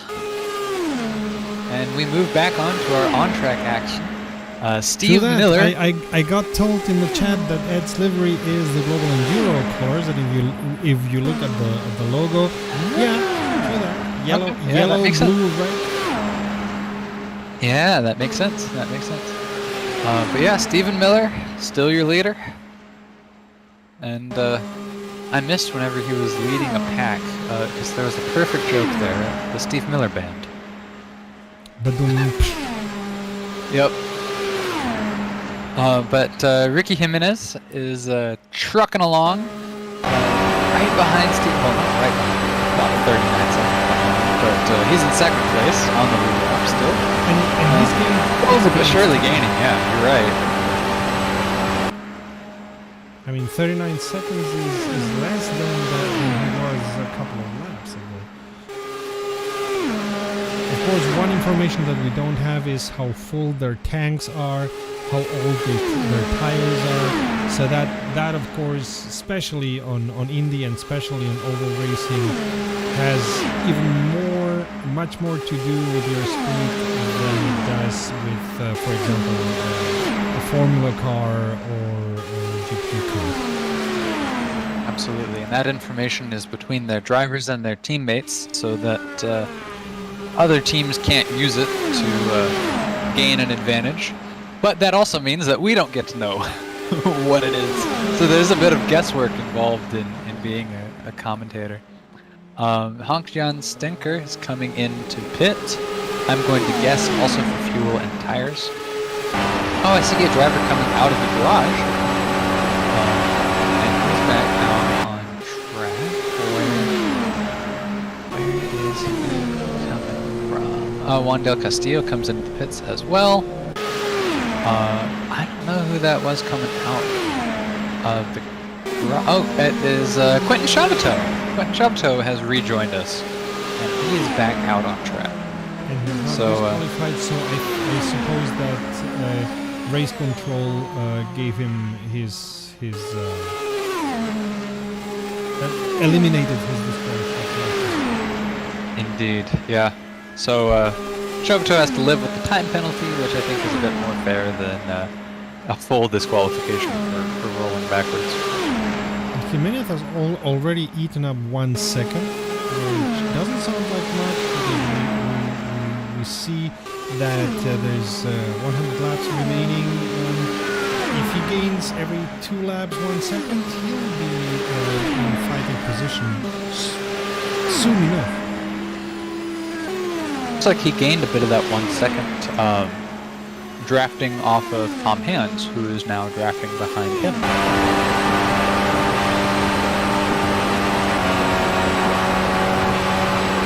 Definitely the start contest from already having the speed into drafting behind somebody whenever you have speed.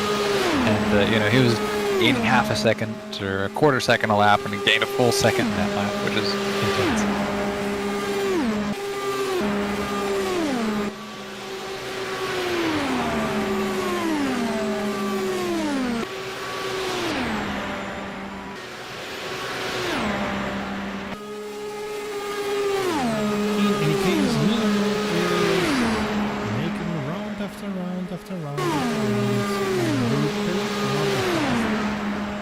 Slowest either. His last was a 40-second 400, which is a good and acceptable pace, especially you're not fighting but just keeping position is a good speed.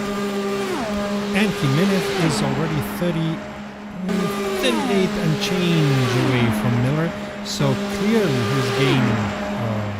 he's gaining time over Miller. Let's see if things are getting interesting soon, because it's like 3/4 of a second per lap that Jimenez is gaining, if I see it correctly.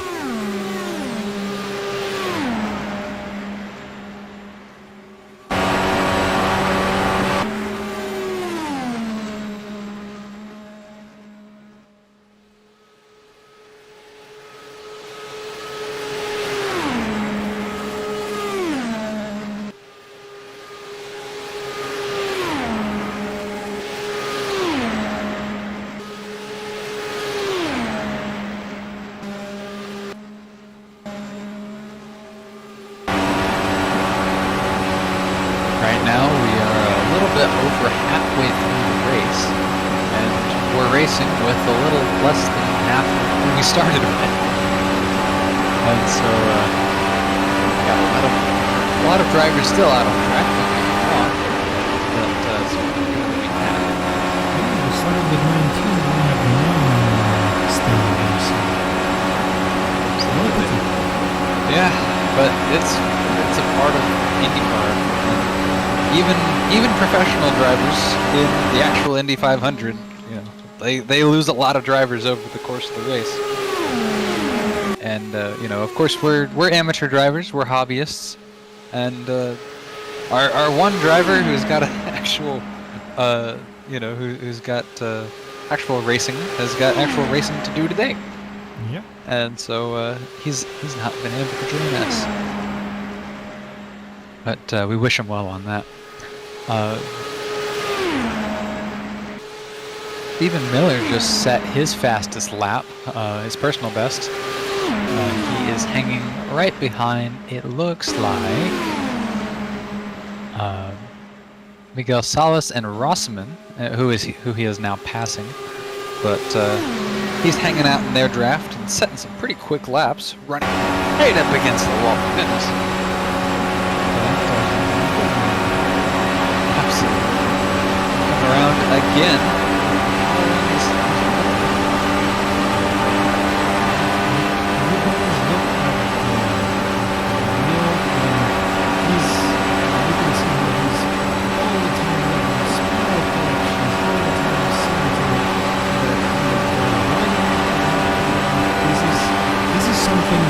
You see in every racing, but oval racing is especially important, as you sometimes just miss by corners of inches. One of the things that really injured me to constant speed around here being able to not be afraid of a wall. Like you can't get too comfortable with it that you slam into it, but you want to be comfortable enough with it, like Miller is, so that you can get kind of close to it and do okay. And especially Ricky Jimenez, who's just set 39.991, which is faster than Stephen Miller's best lap that he just set. And so I still think, and okay, here we go. This is a important thing to note. I've just noticed. Ricky Jimenez, when we last tuned in, was 37 seconds behind.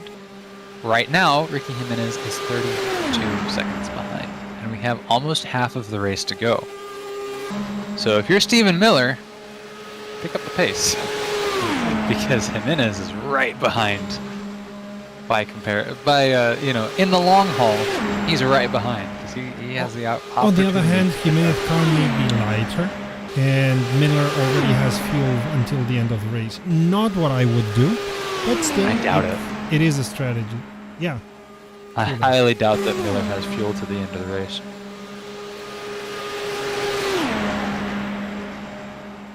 So there's a lot of strategy going on in oval racing and IndyCar. I tend to compare it to American football. Like, many people just see big guys hitting each other, but American football is an extremely tactical game and even a strategical game. The amount of analysis that goes millisecond by millisecond in American football is something that people who don't know the game well enough don't see, and it's similar to what happens on IndyCar. Like, you put more fuel, less fuel, these tires, the other kind of tires. You gain time by doing that. You are slower than the others, but don't have to go as often into pits by doing the other. It's a lot of analysis and tactical stuff. Absolutely, and every corner you're analyzing, okay, what did I do last time? What can I do different this time that makes me just a little bit faster? And then, how do we keep that going? And the conditions of the track change. It rubbers in, it gets hotter, it gets cooler, your tires get warmer, your tires wear down, your car gets lighter. And so, you've got all these changing conditions you have to work with, but you still have to figure out, okay, what's the way to get around the track the fastest that I possibly can. And especially in oval, the rubbering in is all over the place because drivers take different lines, so it's not as clear and not as direct as it's, for example, in Formula racing, where the ideal line is mostly the same for every driver.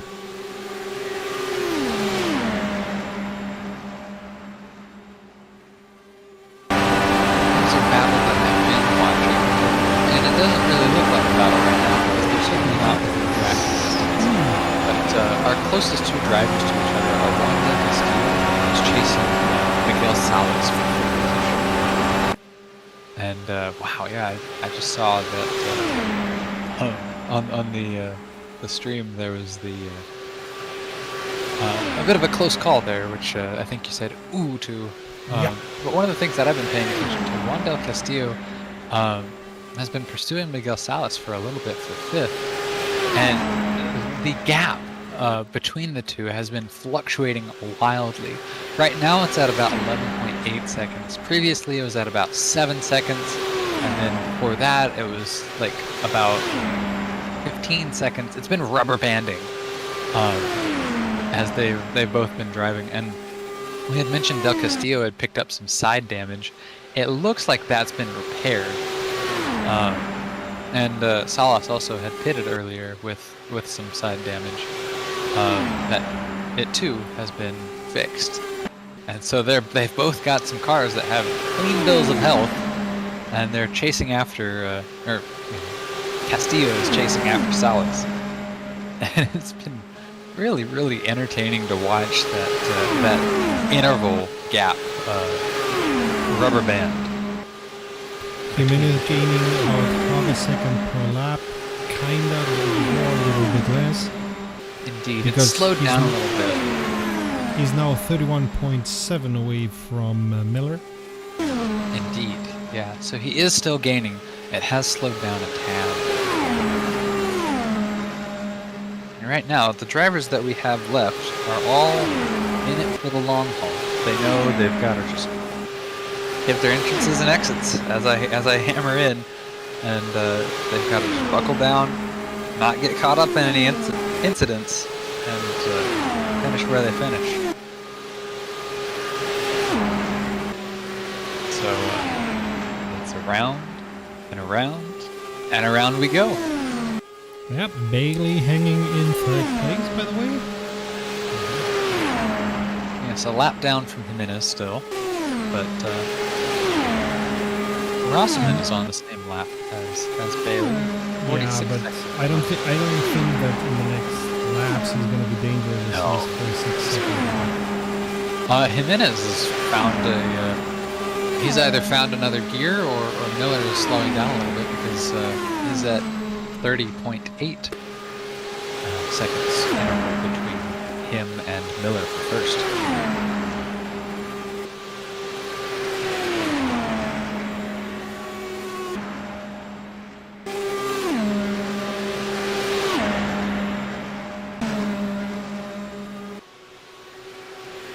But yeah, as it's typical at the end of a race or later in a race, things are calming down.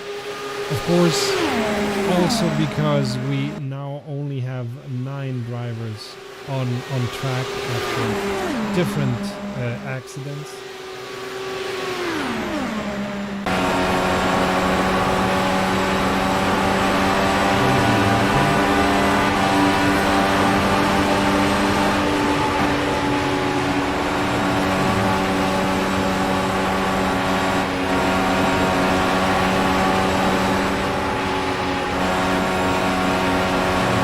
At some point, he's going to be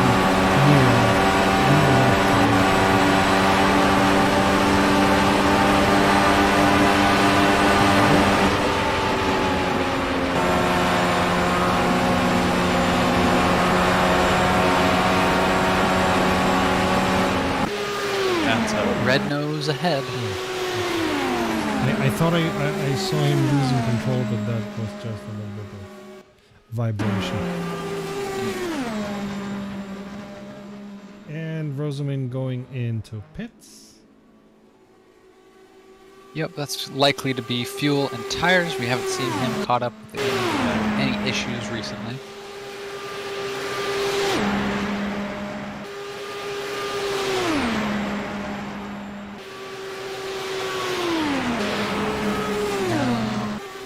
This pit box is coming up shortly, and I'll let you know if it's change with his car.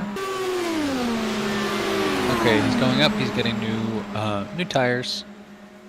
Coming down. Refueling. And then off he goes. Rossman is back. Out. Salas is rapidly approaching. Oh, this is going to be for 4th position. And Salas overtakes Rossman for 4th place. Rossman's going to have a chase to get that back. Yeah, because he's still in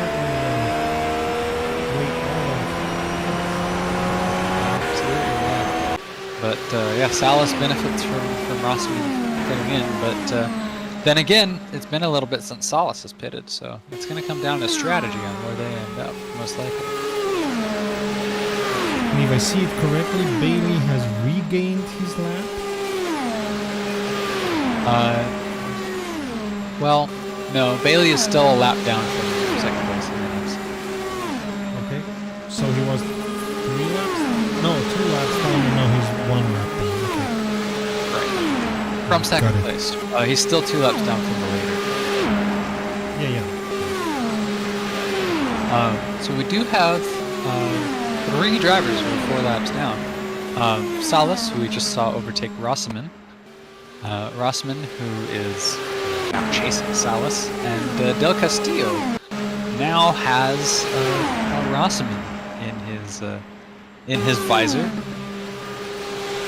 and is getting closer and closer and closer. 8 seconds. Jimenez is coming to this, and Miller. So your leaders have both pitted one behind the other.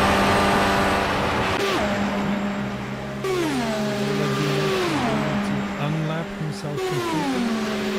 No, not unlap, but at least gain 1 lap, I suppose, from Miller. And Miller's taking off, and right as Jimenez is pulling into his pit box. So Miller is probably going to, well, definitely going to not lose time because, yeah, Jimenez actually took a little bit longer in the pits than Miller did, and so Miller actually may gain a bit. But yeah, Ed Bailey. Fuel. Yeah, he may have taken more fuel. Ed Bailey is back on the same lap as Jimenez, though a little bit further behind. He's about a minute behind Jimenez, but he did unlap himself after that pit. But Ed Bailey is one who we haven't seen pit in a while, so he's due for a pit stop fairly shortly.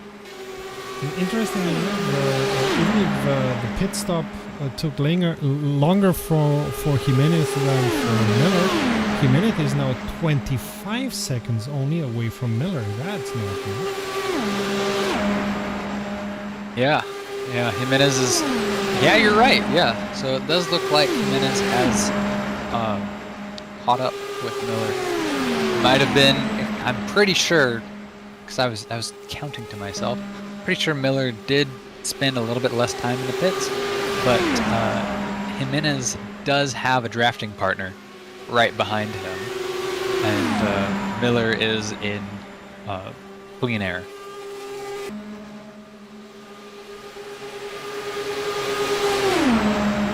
And so, combination of all of that probably means that Jimenez just benefited. So Jimenez is still gaining round about a second per lap, a little bit less. So Indeed. They tied this last lap though. And actually, from the data that I have, Jimenez was half a second faster than Miller. I'm looking at the last lap times that they've each gotten. Okay, there we go. Now Jimenez is back where he was, which is just a little bit faster than Miller. But yeah, so the pit stop, Jimenez, contrary to what I believed would happen, Jimenez won out on the pit stop, and now he's only 25 seconds away. Yeah, it didn't hurt him as much as we would have thought. Indeed. Now, Rossman is only 5.5 seconds away from Salas now. They're both in clean air, and so it's just down to entrances and exits on if Rossman can catch up to Salas. But he has been gaining. That's been a rubber banding that I've been watching since we took a break from the pits with Miller and Jimenez. One of the interesting things, though, as I've been watching Rossman, is a lot of times drivers go out whenever they come out of a corner. They go out pretty quickly, like he does here. Whenever he comes out towards the big straight, he hangs off the wall. He doesn't go towards the wall like a lot of drivers do. But he's finding speed, and so it's a very different way to run the track. But it seems to be working. He's catching up to Salas. He's running a really, really low line through the track. And he's now only 4 seconds away. Yeah, that's what I'm saying. It's working.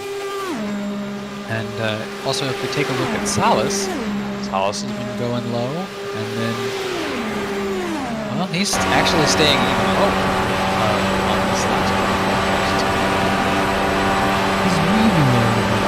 Like he's not sure which line to take. Is there a bit of a... Oh, he's pitting. He's pitting. Salas is pitting. Probably for the best. Oh yeah, he has actually some side damage still. He may have picked up some side damage, and that was why Rossman was catching up to him. Scraping that wall. I'm telling you, that can be killer. But Rossman and Del Castillo have now overtaken Salas, and Hank Jan Stinker is a lap down. I'm botching that name, I know it, but I don't know how to pronounce it correctly. But he's a lap down. He's rapidly catching up, though. Salas is moving again, and Stinker is still a lap down, but on the back end. It looks like Salas is going to fend them off now. But Del Castillo, Rossman has moved up to 4th. Ed Bailey is drafting behind Rossman, about to lap them. If things continue as they have been. Interestingly enough, one thing that I've been taking a look at, while Jimenez is being faster and faster in relationship to Miller, and therefore gaining position, Ed Bailey is not gaining position and not gaining time towards Jimenez, which means that he is at about the same pace as Jimenez, which is extraordinary. Yeah, absolutely. Yeah. Ed Bailey's last lap time was a 40.250. Jimenez had a pretty decent lap time of 39.922. Quite near to his overall best time. Yeah, quite close to it. But Jimenez's average lap time lately has been around the low 40-second mark. And so, Ed Bailey comes into the pits. Well, you were saying. Yeah, I was saying. Yeah, we had kind of expected that he would need to pit. He had stayed out for a while. And so eventually your fuel just runs out and you've got to come in and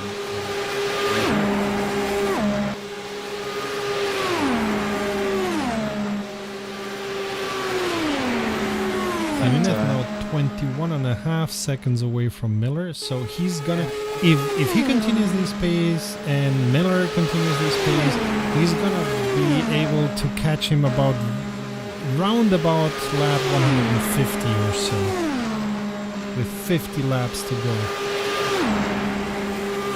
Possibly. Jimenez's speed, or his interval shrinkage has been slowing down a little bit. Previously it was like a second a lap, and then it was a half a second a lap, and now it's more of a tenth to a quarter second of a lap. And so it's slowed down a little bit. I still predict that they will connect, but I think it'll be closer to the end of the race than to the 3/4 mark. Okay, let's see who's right. Indeed. I'm not putting money on it, but we have 15 laps, round about 15 laps to find out. Del Castillo Ed Bailey being in the pits, Rossman has passed him. Rossman has passed Ed Bailey. Juan Del Castillo time in pits, right? Yes, he has. That's actually a really, really long time in the pits. I have to wonder if he had been working with some like really light damage to the suspension or the bodywork, and he elected, consciously or not, if he elected to replace those body panels or suspension parts, which would take a long time. But we saw he was right on pace with Jimenez. It wasn't slowing him down, if that was the case. but I don't see his car like jacking up or down to imply that there's some tire changes going on. He's been in for a while, so you know, probably. Oh, here he goes. He gets going again. Ed Bailey is now going again. I'm going to guess there was some light damage that just took Yeah, a because long he time spent to repair. 2.5 minutes in pits. Yeah. Yikes. Well, unfortunately for Ed Bailey, that puts him down 5 laps from our leader, Steve Miller. Where previously he was only down a lap. So that might have been what keeps Ed Bailey from pole or from the podium. But Rossaman has been moving on up. Rossaman, of course, was running mid-pack throughout the majority of this race. He qualified decent, but sunk down a little bit. Got involved in some spins that were his fault, and had to at least slow down from some crashes that weren't his fault. And he's rebounded from all of that nicely and has now come up into 3rd position. 3 laps down from Jimenez. And sorry, I gather, 3 laps down that from Miller, he'll have to 2 go laps. into pits at least once. He pitted not too long No, ago. it was about 10 to 20 laps. Yeah, they're running about 40 laps before they come into the pits. So he would have to go at least once. Yeah. Steneker in pits.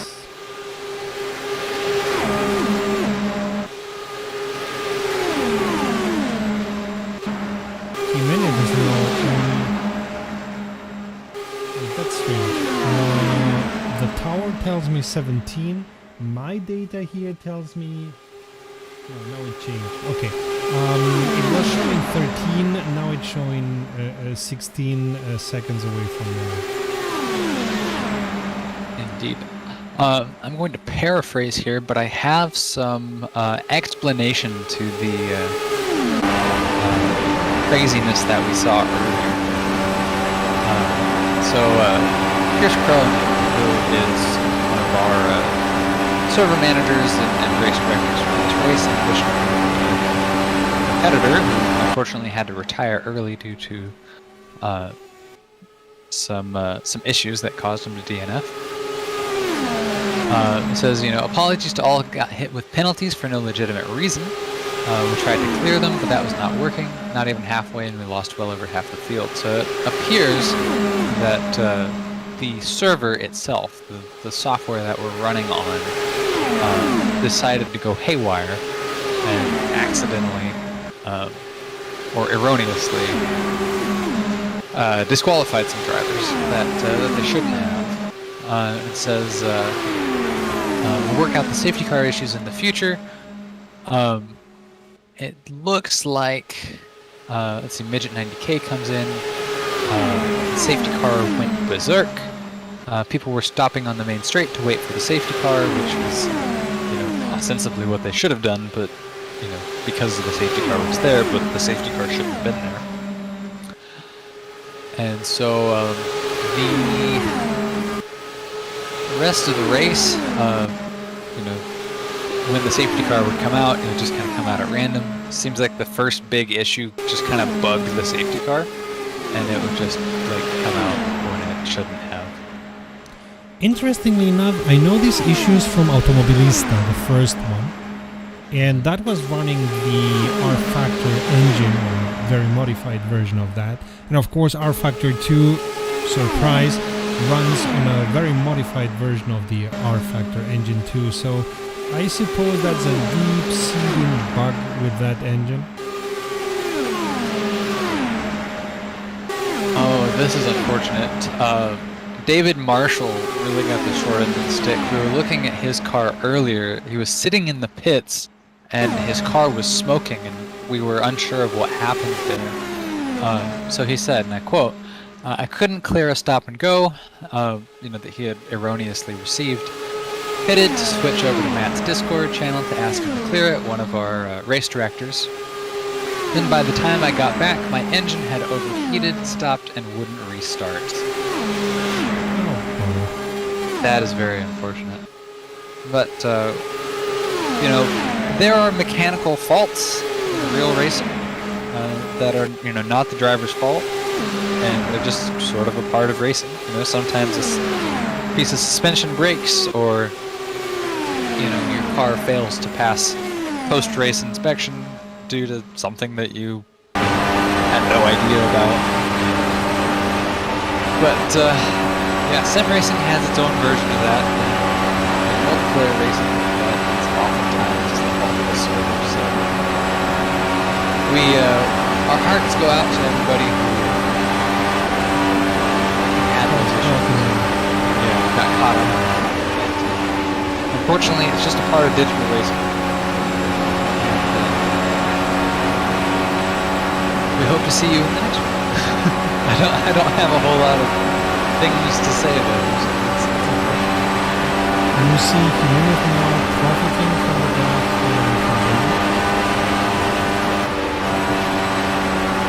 that was interestingly enough is not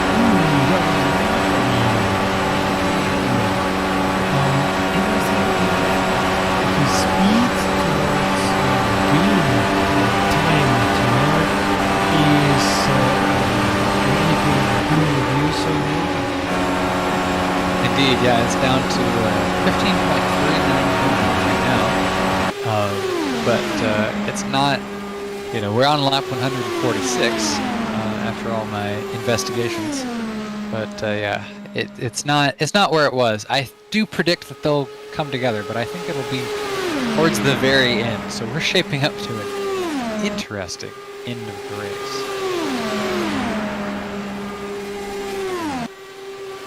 Rosman has dropped back a little bit from where he was, but Salas has also dropped back. So Rosman is 3 laps down from Jimenez and Miller, who are now, you know, on the same lap consistently.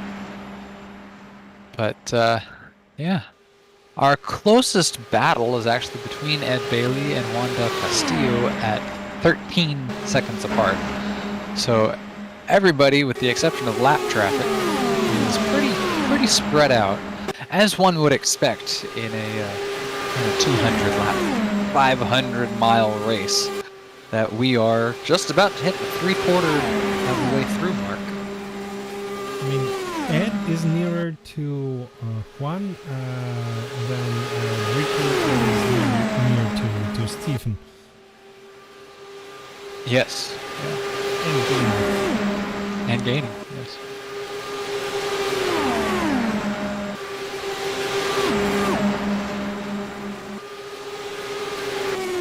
Wait, Jimenez is still behind Bailey.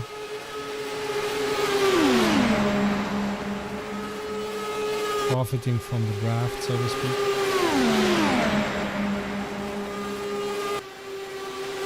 Yeah, something that makes sense. If the one in front of you is kind of on your speed, you stay behind, because one thing that we haven't mentioned is when you're profiting from the draft, of course, you're saving fuel. You don't have to use that much fuel to move your car forward. And that is something that the Sims absolutely simulate.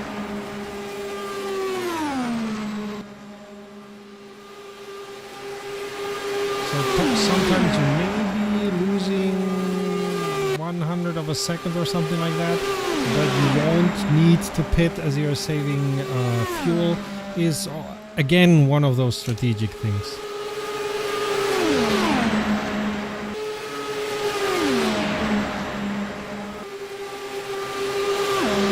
So I've been looking at the lap times that the drivers have been putting down and seeing if there's any more room for reshuffling, and it looks like there is. Of course, we've been looking at Jimenez, who's been chasing Miller for the lead, and his lap times have been a little bit faster than Miller's have.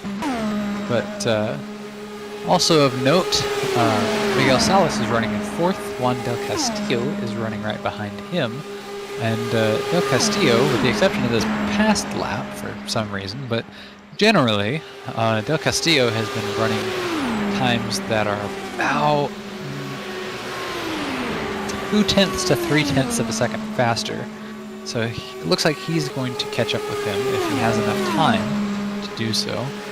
And on the same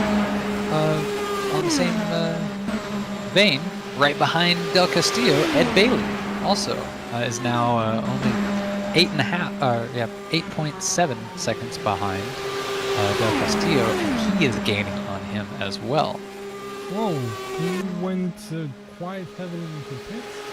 That was Tom Hands. Yeah, Tom Hands has been having some interesting times slowing down for the pit lane. There is a service road off of turns 3 and 4 that you can take. But Tom Hands has been diving in from turn 4 itself into the pits, and that's a very risky game he's been playing. And we saw it manifest as a mistake earlier, not just with him locking up, but he spun. Jimenez motor is. Oh, yes, it is. Jimenez motor is starting to overheat. That's it. That's it. He's going slower. He's going into pits. That's not good. That may be the end of the race for Jimenez. Oh, yeah. And that's... Yeah. Oh, yeah. Oh, bother. What a pity. I'm going to see if we can get him in the commentary box. Yeah, please.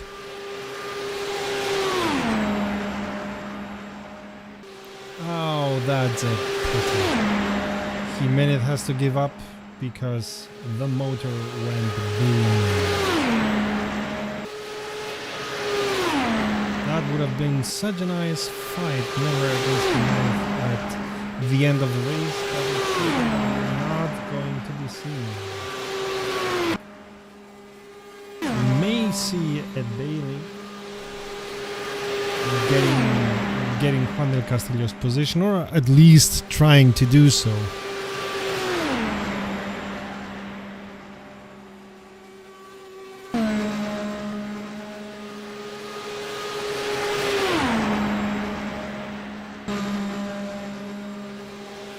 That of course means that Rossman is gonna be second if his car survives that long. Yep, so Jimenez has DNF'd. I believe it was an engine issue, and looks like he's kind of irked and not very receptive, but Okay. understandable. I would be PO'd too if that would happen to me. Absolutely. Oh, Rossman is going into pits. I was saying, yeah, he would go at least once into pits before the end of the race. I told ya. Yep.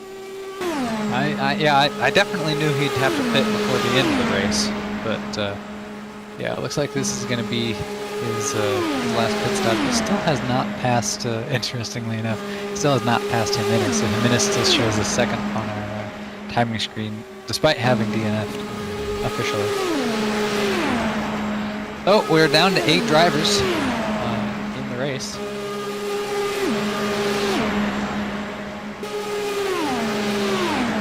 I'm watching if Silas might put Rossman's place in danger. No, Rossman is now going back onto the I don't know, I wouldn't be so sure. Because he's got to get up to speed, and Salas is coming around turn 1.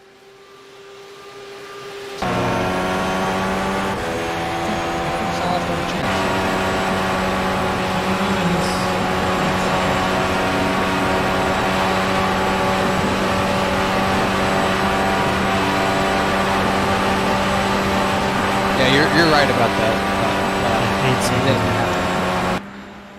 But still, that's pretty close.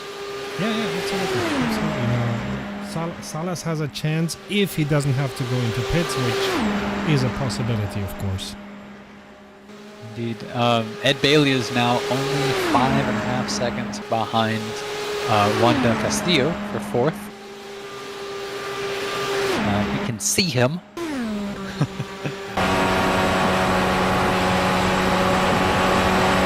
has to be a tantalizing, frustrating experience if you're never actually catching him, but you still see him.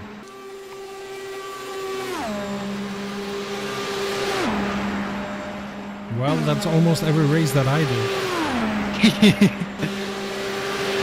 The life of being mid-pack. Yep. Although, it's a feat to just survive this race. True So, that. if you're mid-pack right now, you're doing pretty good. Shall we turn to pits? Now, it's a good question. Will Ed have to go into pits, or did he get enough fuel and work well enough with his tires that he will? Let's see, there's 40 laps left of the race to go. He pitted in about 20 laps ago now, so that would be 60. I think he has just enough to make it to the end because he did pit for so long. That may have been going full fuel, full tires, full damage repair even, yeah, so that he has the maximum speed possible. And it would show because he's, let's see, his last time was a 40.288. This time a 40.418. He's got pace. He's going very, very quickly. And he's now only 2 seconds away from Juan Castillo.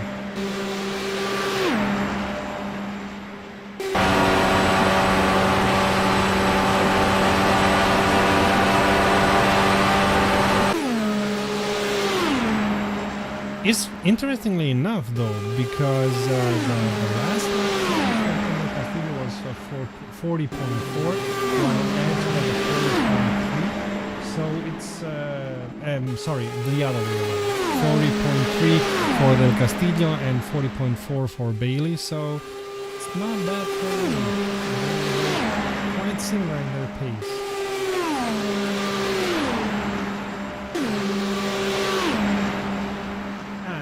The Castillo did a 40.8 while Bailey did 40.3, and Miller is in pits. Yep. But he Your can afford leader it. Ross is 3 laps away from him. So. Absolutely. So he's very likely to come out on top.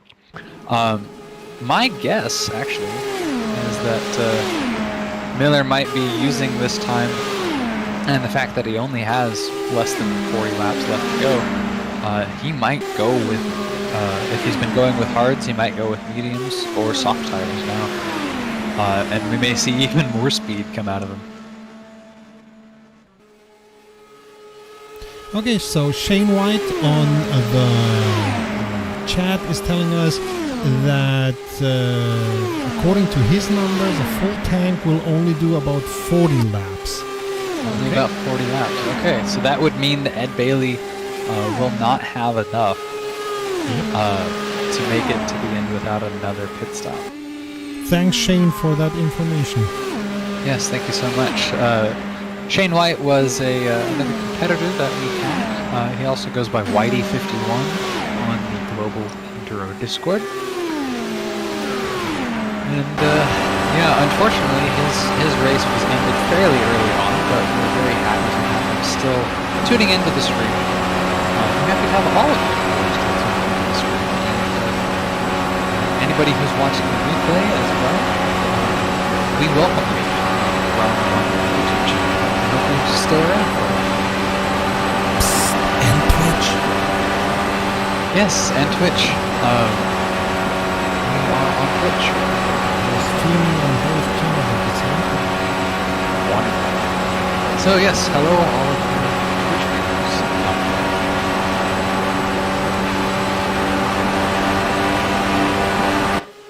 So Ed is now less than a second away from Castillo.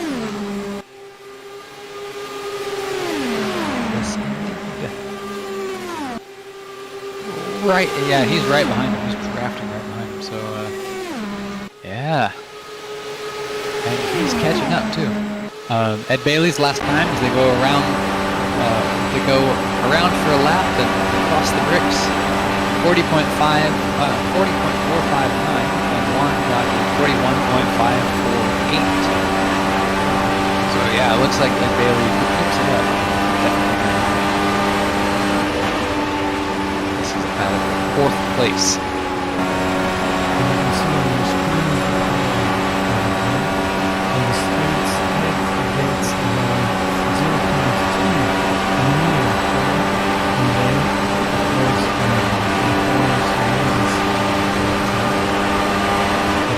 that's the beauty of over racing. These are the values, and this is the difficulty because of course sooner is going to get into the road now. If he's got to be able to be new and far enough, new enough to get into the back, but far enough not to race from the road.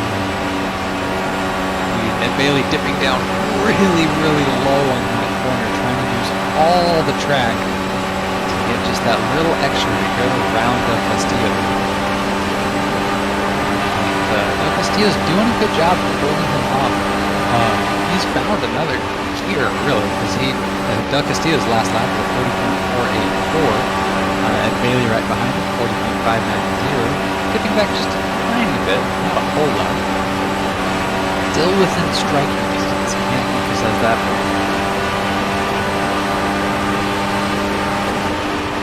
He's got to be able to. Now, we keep assuming that he's going to make it. With all of the time left, and the fact that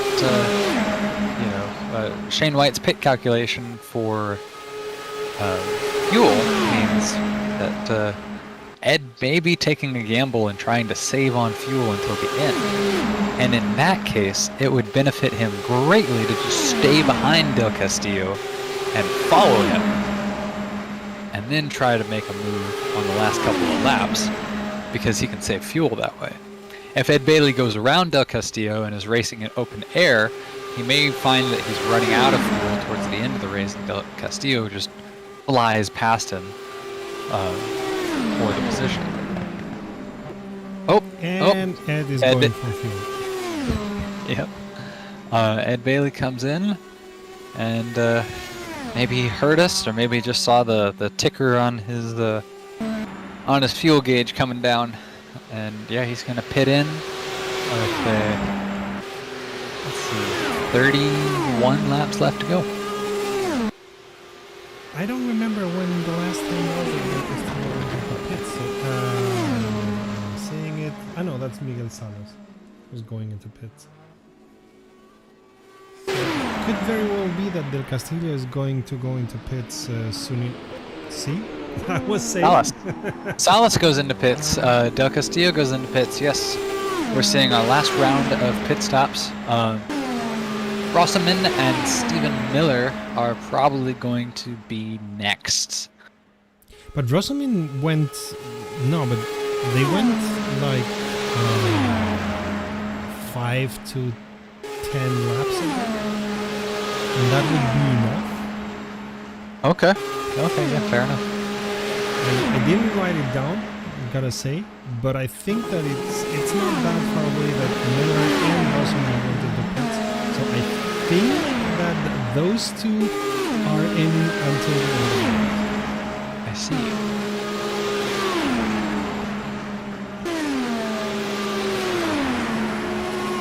Ed Bailey did not benefit from going into pits sooner than the others, at least not until now.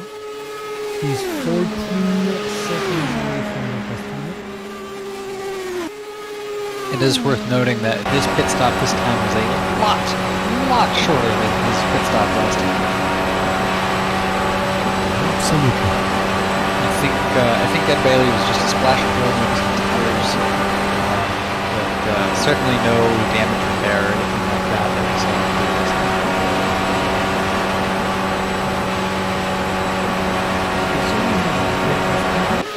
He is 16 seconds away from the lead. Ed Bailey, who is Castillo.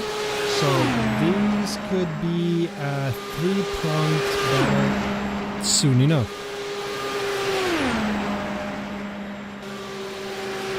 Yeah, Salas del Castillo and Ed Bailey have been for the past little while on the same lap. And so it's been very much a little mini race within our race of just them against each other, trading positions, experimenting with strategy and pace. Been exciting.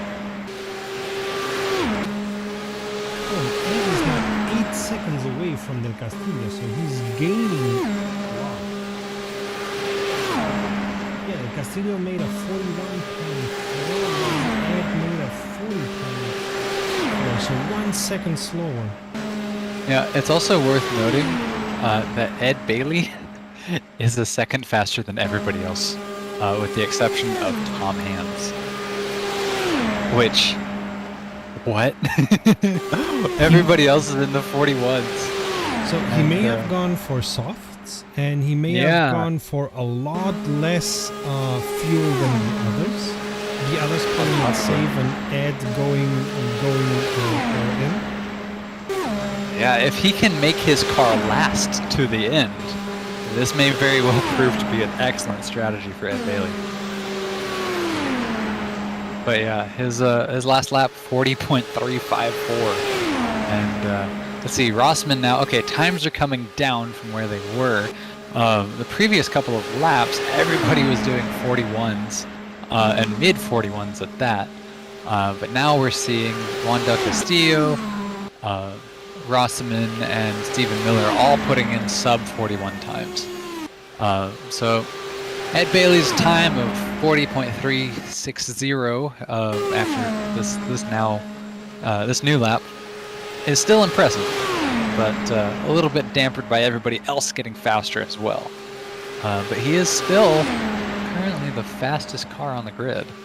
And Stephen Miller just put in a 42.776, which is dismal by comparison to what he's been doing and to what Rossman is doing behind him. On the other hand, Rossman is 2 laps away from Miller, so Miller can take it easy. 3 seconds a lap faster by comparison to Miller's lap.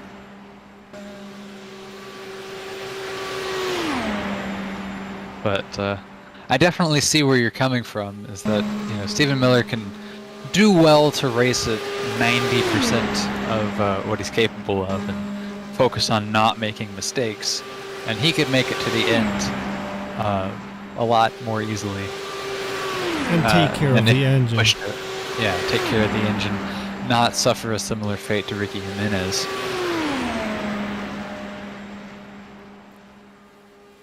Because that would be a mess up. You lead all the time, and in the last, I don't know, 5th lap, your engine says it's got better things to do.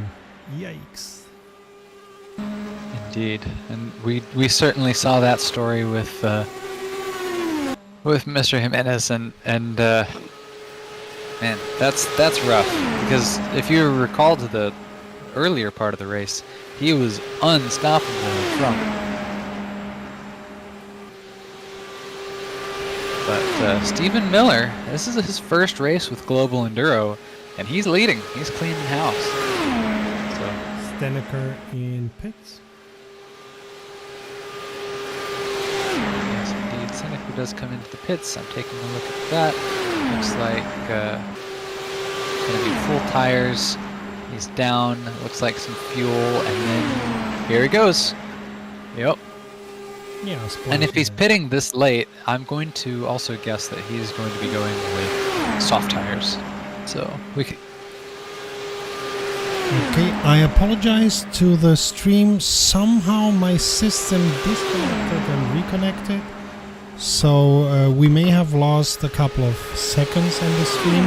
Apologies about that, but there's nothing I could do. OBS just told me, hey, I've disconnected. I'm trying to reconnect. And then he said, now I'm reconnecting. Okay. So if you missed something, it's not you, it's us.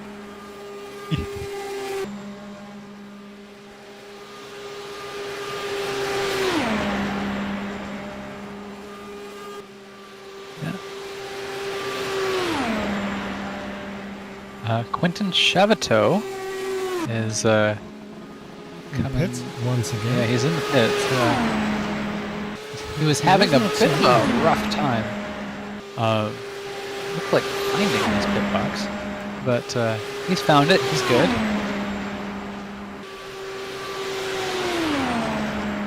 I'm looking on track. Everybody seems to be by themselves. I mean, Pretty well spread Castillo's out. 8 seconds away from Salas. Bailey is 7 seconds away from Del Castillo. So, with 20 laps remaining, this could become a battle. Could. It very well could, yeah. By the same token, if you're the driver ahead, you want it to not become a battle. You want it to be an easy cruise to the end in your position that you're in now.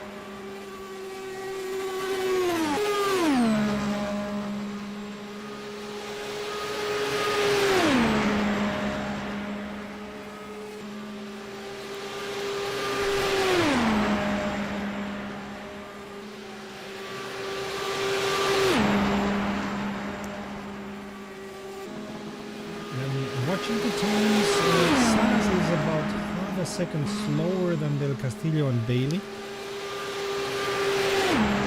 which could put him in danger. Yeah, very well could. Yeah.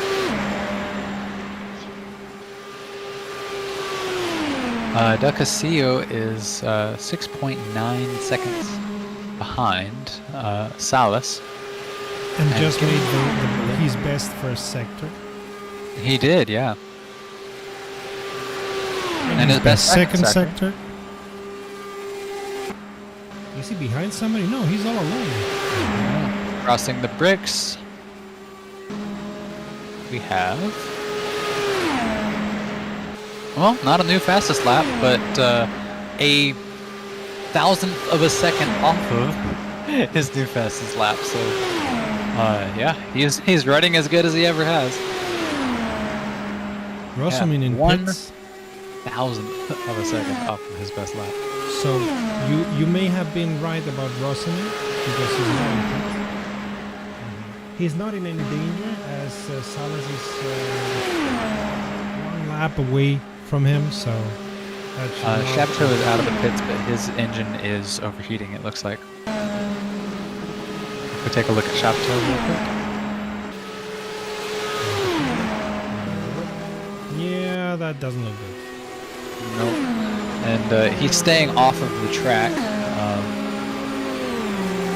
Here we are onto the backstretch. It That's doesn't not look what like an he's engine able to get up should to look speed. like.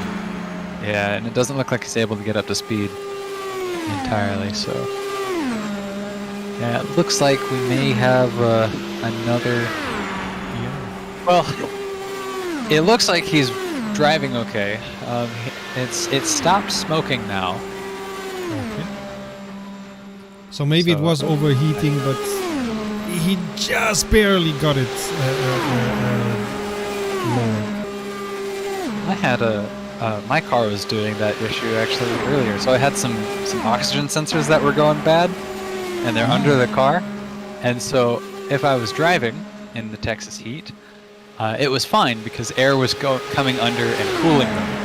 But if I would slow down and like stop at a light and try to get going again, the sensors would malfunction because they got too hot and they didn't have the air going. And so I could drive along just fine if I didn't stop. So, Hands in pits. yep, Tom Hands is coming to the pits.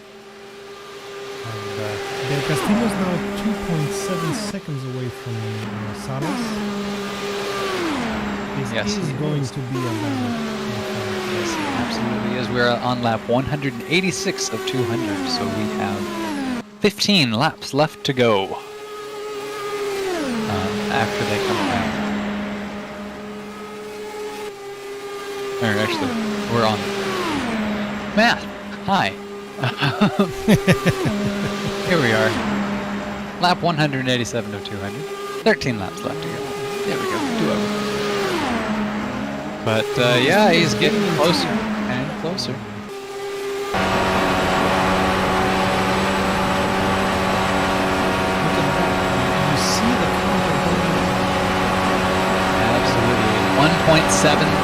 He's getting closer and closer. It's going to be a battle. And this is for podium, by the way.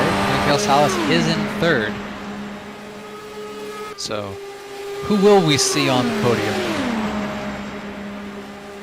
Good question. I mean, if these two get into argy-bargy, it's gonna be Ed. But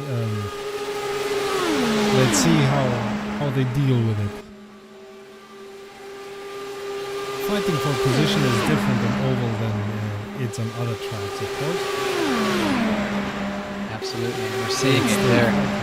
Salas goes high, trying to get the slingshot, and just totally doesn't.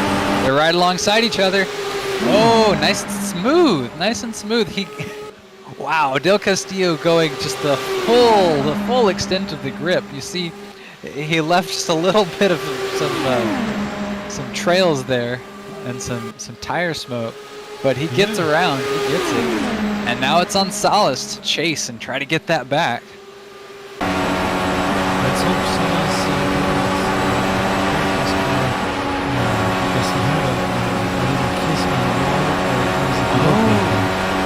Quite possibly. And if you have a mistake and you damage your arrow, that counts because you don't have the speed to go into the next corner and you're more likely to understeer. And so you've got to like slow down extra so that you don't crash into the wall in the same way that you did. he's clearly losing time. He is. It does look like Del Castillo's going to get it.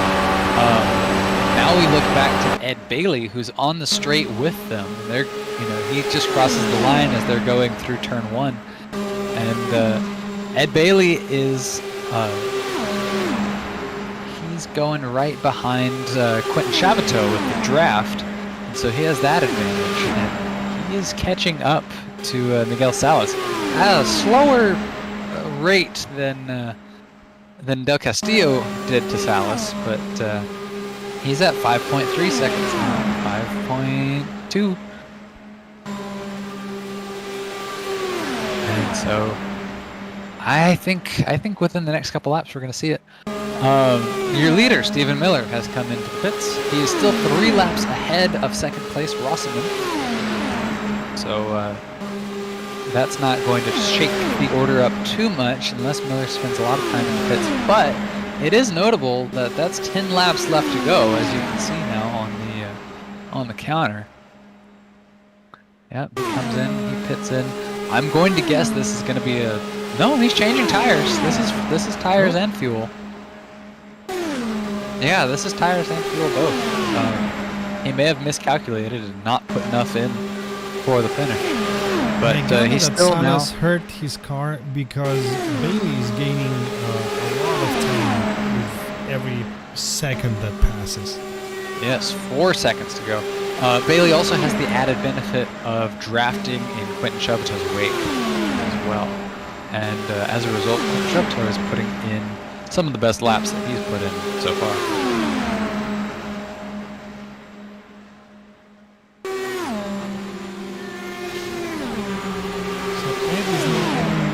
Seconds and change away from Salas and dropping. Stephen Miller's coming back into the pits. That's not good for him. There's been an issue there. Oh, was it? Did he get a penalty by any chance? I didn't see anything like that. Yeah. He's on pits and there's no work being done on his car, so he may have gotten a stop and go. Well, he's still rolling through. Okay. He hasn't reached his pit box yet. It's at the very end. No, he just drove through. It may have been speeding in the pit lane.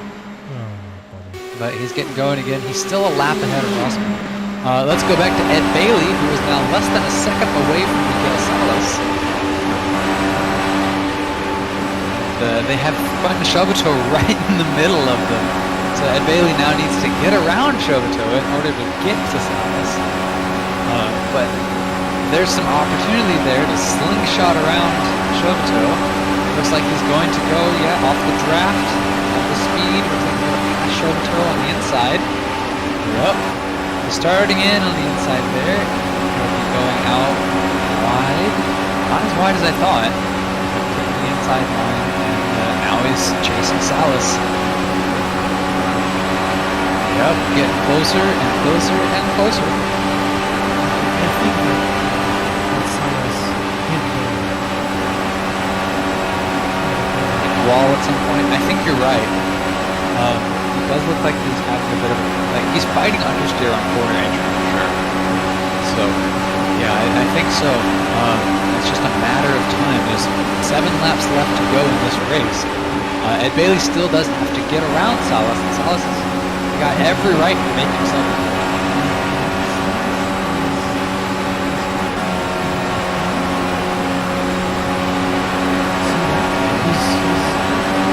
That is Del Castillo right ahead of him. That's not a lap down car.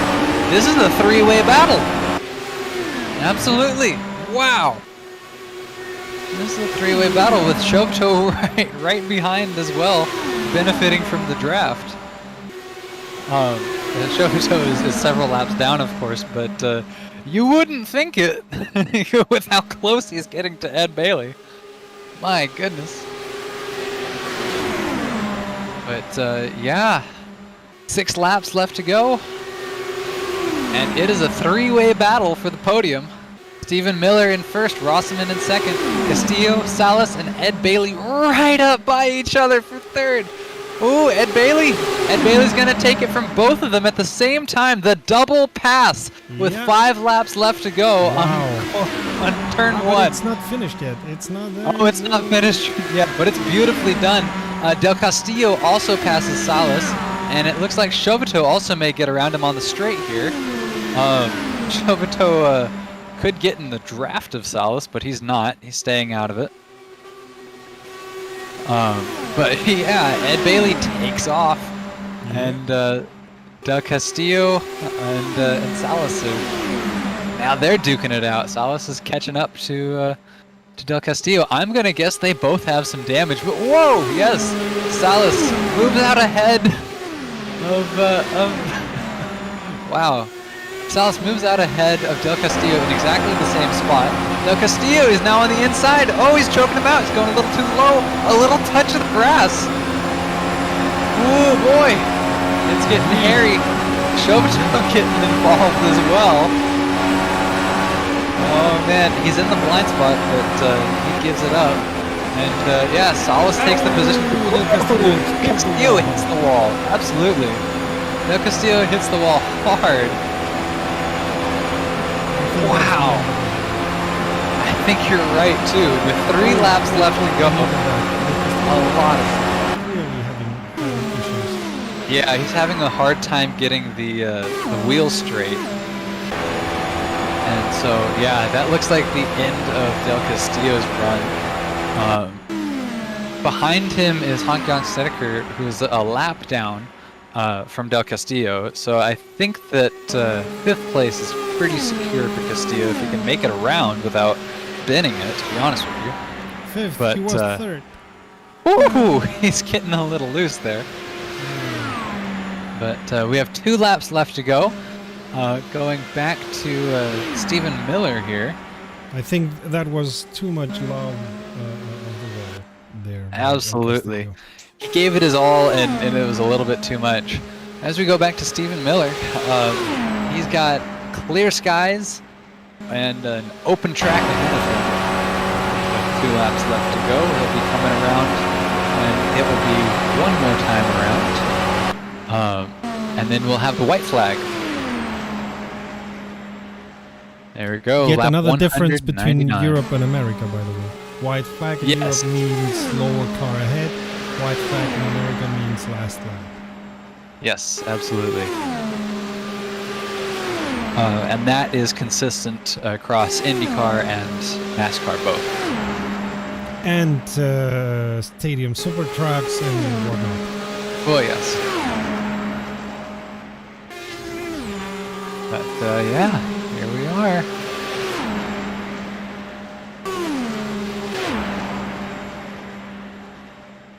So Miller on his last lap.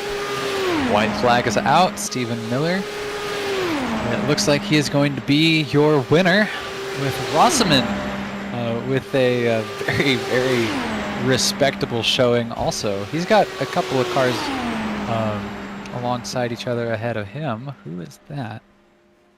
That's Castillo and... okay, Del Castillo and Tom Hands, it looks like, actually. And, Rossman coming around. Stephen Miller.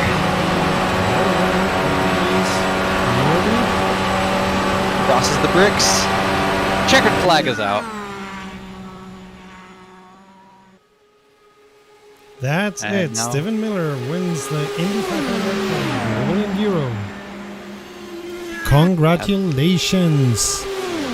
Congratulations. And P2 coming around the final corner now is Rossman.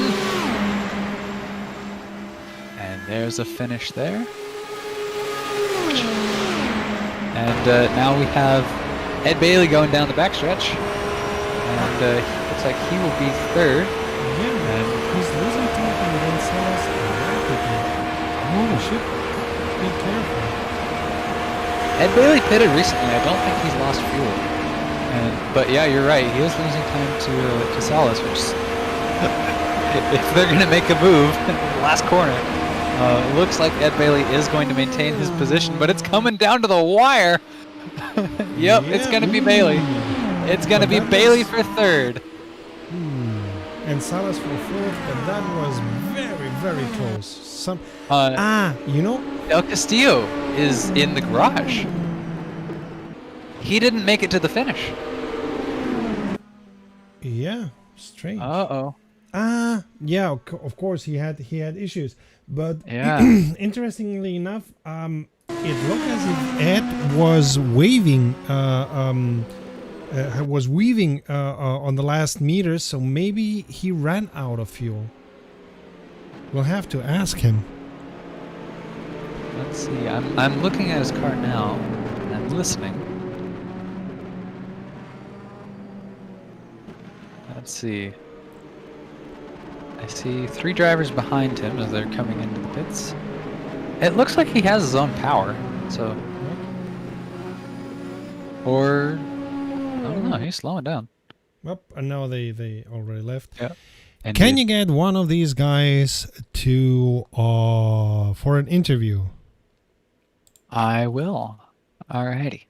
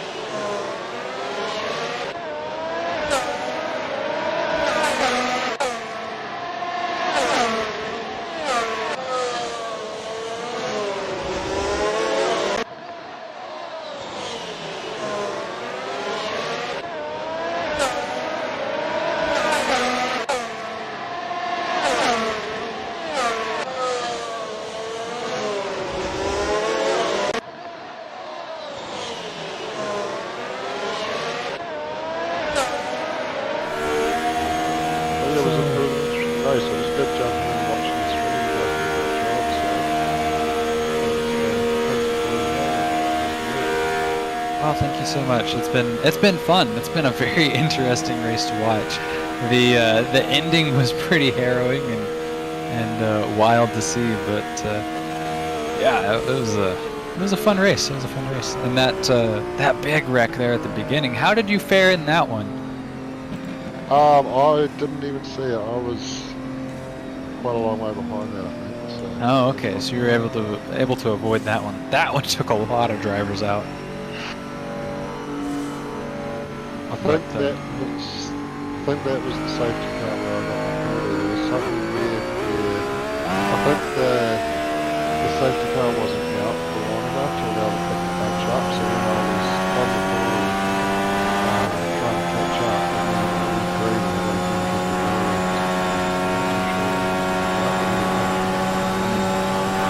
Yeah, we've definitely got some things to work out with the server and Pinnacle on that, but yeah, it's very unfortunate that through no fault of your own, there was an incident that took you out of the race. But, unfortunately, sometimes that's a part of racing. But I like what you said in the stream. Sometimes in real racing you have mechanical failures, and sim racing you have network issues and server issues that get in the way. It's just all a part of it, really. absolutely. Well, thank you so much for joining us and racing with us and tuning in. Well, I have to say, Ed obviously had a very good car, because that 3 wide moment when he took P3, that was insane. I couldn't believe he could pull that off. That's crazy. Yeah, I'm pretty sure he went with softs or super softs there at the end, and he had enough fuel to go. Because he pitted with just 15 or 20 laps left to go. And so it was like, oh, okay, gloves are off now. Okay, I get it. And so, yeah, he was able to get those positions back. And man, yeah, that dive into turn one with Shovito right behind him, and those other two drivers right off to the side of him. That was something special. So yeah, absolutely. Well, thank you so much. Thank you. Take care. Have a good one. Okay. Bye bye. Alright, I'm trying to get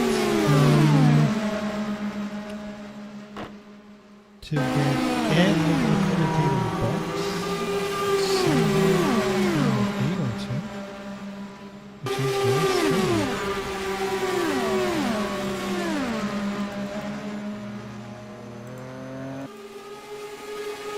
See, Ed is still on. He's still in the, Yeah, no, he's ready for an interview, and I would like to move him into the commentator box. Oh, he's in a team chat on the Global Enduro Discord. So he may need to leave that before he can come into here.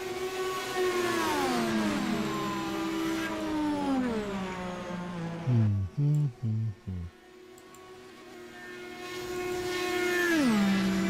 I'm trying to move him into here, but it doesn't work.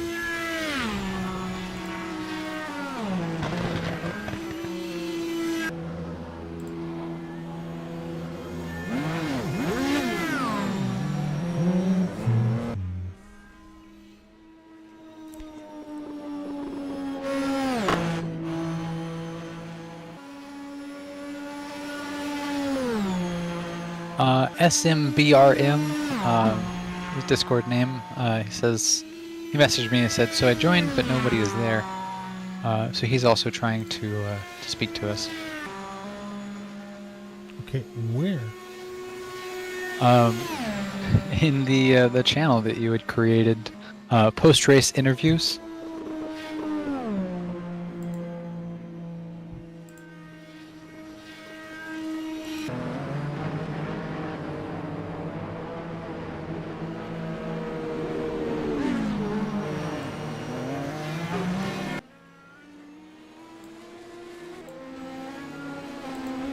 No, This is what somehow I cannot get in. That's unnerving.